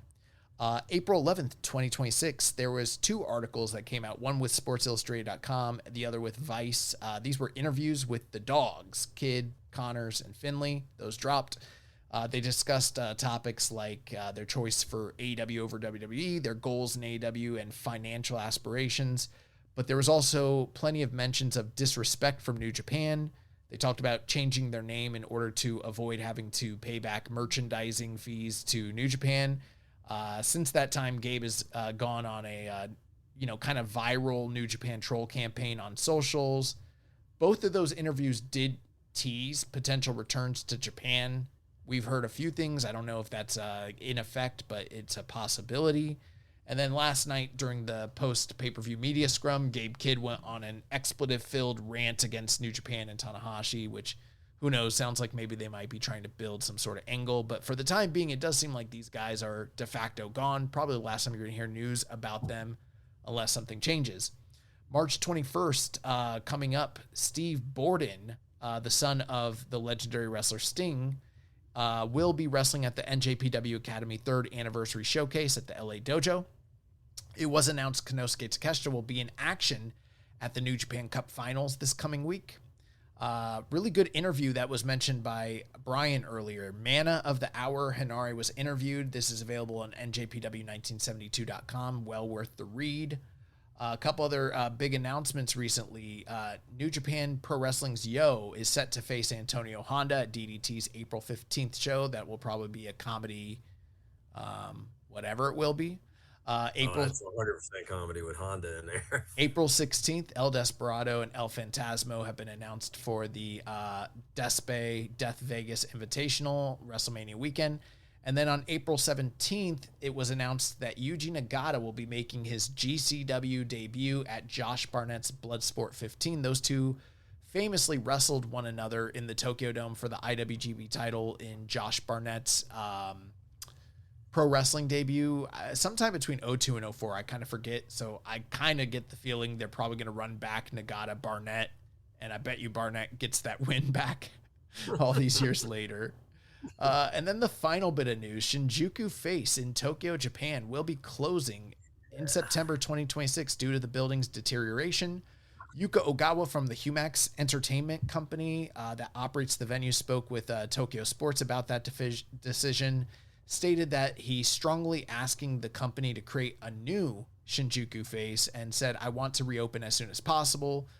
They're considering access points within the subways for either Shinjuku, Ikebukuro, Shibuya, or other stations that can be hubs that would be very good. With that being said, this is a very huge blow for Japanese pro wrestling as a whole. Maybe not New Japan specifically, because, New Japan hasn't run that building too often, really just 18 times in their entire history. Couple times for WrestleLand back in the mid-2000s. The Lionsgate Project shows, which me and Jeremy loved back in the 2010s, that was their regular home. And then most recently, in the past few years, Ishimori's produce shows, which have been co-produced with New Japan in 24 and 25, they were held in Shinjuku Face. But with that being said, just in this year alone, and we're only in the beginning part of March, there's been over 30 shows in Shinjuku Face and more to come. And they ran over 150 shows in just for pro wrestling last year. So that's going to kind of, make it very difficult for some of these other Japanese wrestling companies. Brian, I know you've probably been to Shinjuku Face. Any final thoughts on that before we get out of here? A lot. This is a big blow. And a lot of people don't realize how big, and hopefully they do get another building up quickly, because it's supposed to shut down September. the thing people don't realize is in Tokyo area, there's basically, you got Korakuen, other than like the big buildings like, Yokohama, the Budokan and whatever that people aren't running normally. Normal run, house shows, you got Korakuen Hall, which seats about like 16 to 1800, whatever, if they do like the standing room. You've got, on the other side of that spectrum, you have a couple little dojo places, and you have most prominently Shinkiba First Ring. Yeah. Shinkiba First Ring, you get a couple hundred people in there, like 200 around there. Shinjuku Face is right in the middle. It's 700 people, 700 to 800 people you can put in there. With that going away, you then have companies that are going to have to turn people away at the door and run Shinkiba, where they can easily sell a lot more tickets, or they're going to have to book Korakuen Hall and spend more money and probably raise their ticket prices because they can't fill it out. Also, the trickle down could affect companies like New Japan, where they need certain dates at Korakuen, and if you get other companies booking up well in advance or whatever, I don't know how that works, who gets right of first refusal, whatever, through seniority, company wise and stuff, but it's going to have a lot of ripple effects. So hopefully they get another building up. And really, that was a very, very unique venue too, like the lighting and everything. And like, Yeah. It's a cool place to go check out wrestling. It's one of the only places where they have, going around on the sides, 3 of the sides, there's a countertop where you can literally sit, and you have your drinks out there, and you kind of just prop your camera up. It's really cool. Well, that is going to do it for this week's episode. Brian, thank you once again for coming and filling in while Jeremy is out in his absence. Before we go, any final plugs or, anything that you'd like to get out there before we jump off? Nothing. No, I just really like to say thanks for having me on. It's honestly, it's an honor and a privilege to be on. And, anytime you guys can use me, I'm down. I love listening to the show. I love talking wrestling with you and Jeremy, and had a great time. And once again, anybody out there has any questions, anything, Japan, traveling over there, or anything, you need anything, for real, there's a lot of people that'll say, oh, hit me up, but they don't mean it. I mean it. Hit me up. I don't mind answering any questions you guys got. And again, on the social, it's at the Chase Danger. And what's the website again? Yeah, and the website is artbyquinton.com, ARTBYQUINTON.com, and you can also follow us on Insta at the same thing. Our apparel is not on the website. There's many reasons for that. One being, I got to pack all these orders myself, and some of our stuff goes viral, and I can't keep up with it. So if you go on the website, you see any of the artwork on there, and you're like, hey, do you guys have clothing of that? You can hit me on X, or you can just shoot me a DM on Instagram, and I'll get right back to you, and we'll get you taken care of. Awesome. Well, next week, I will be back to review the final week of the New Japan Cup 2026 and review the finals, obviously. And we'll also be previewing the first 3 nights of the Road to Sakura Genesis with special returning guest Emily at MB Star. She is the social media manager for this show, Keepin It Strong Style. Remember, if you want to watch our show live or listen without ads, sign up at patreon.com/KI Strong Style. You can also make donations by visiting socialsuplex.com/donate, clicking on the donate button under the Keepin It Strong Style logo.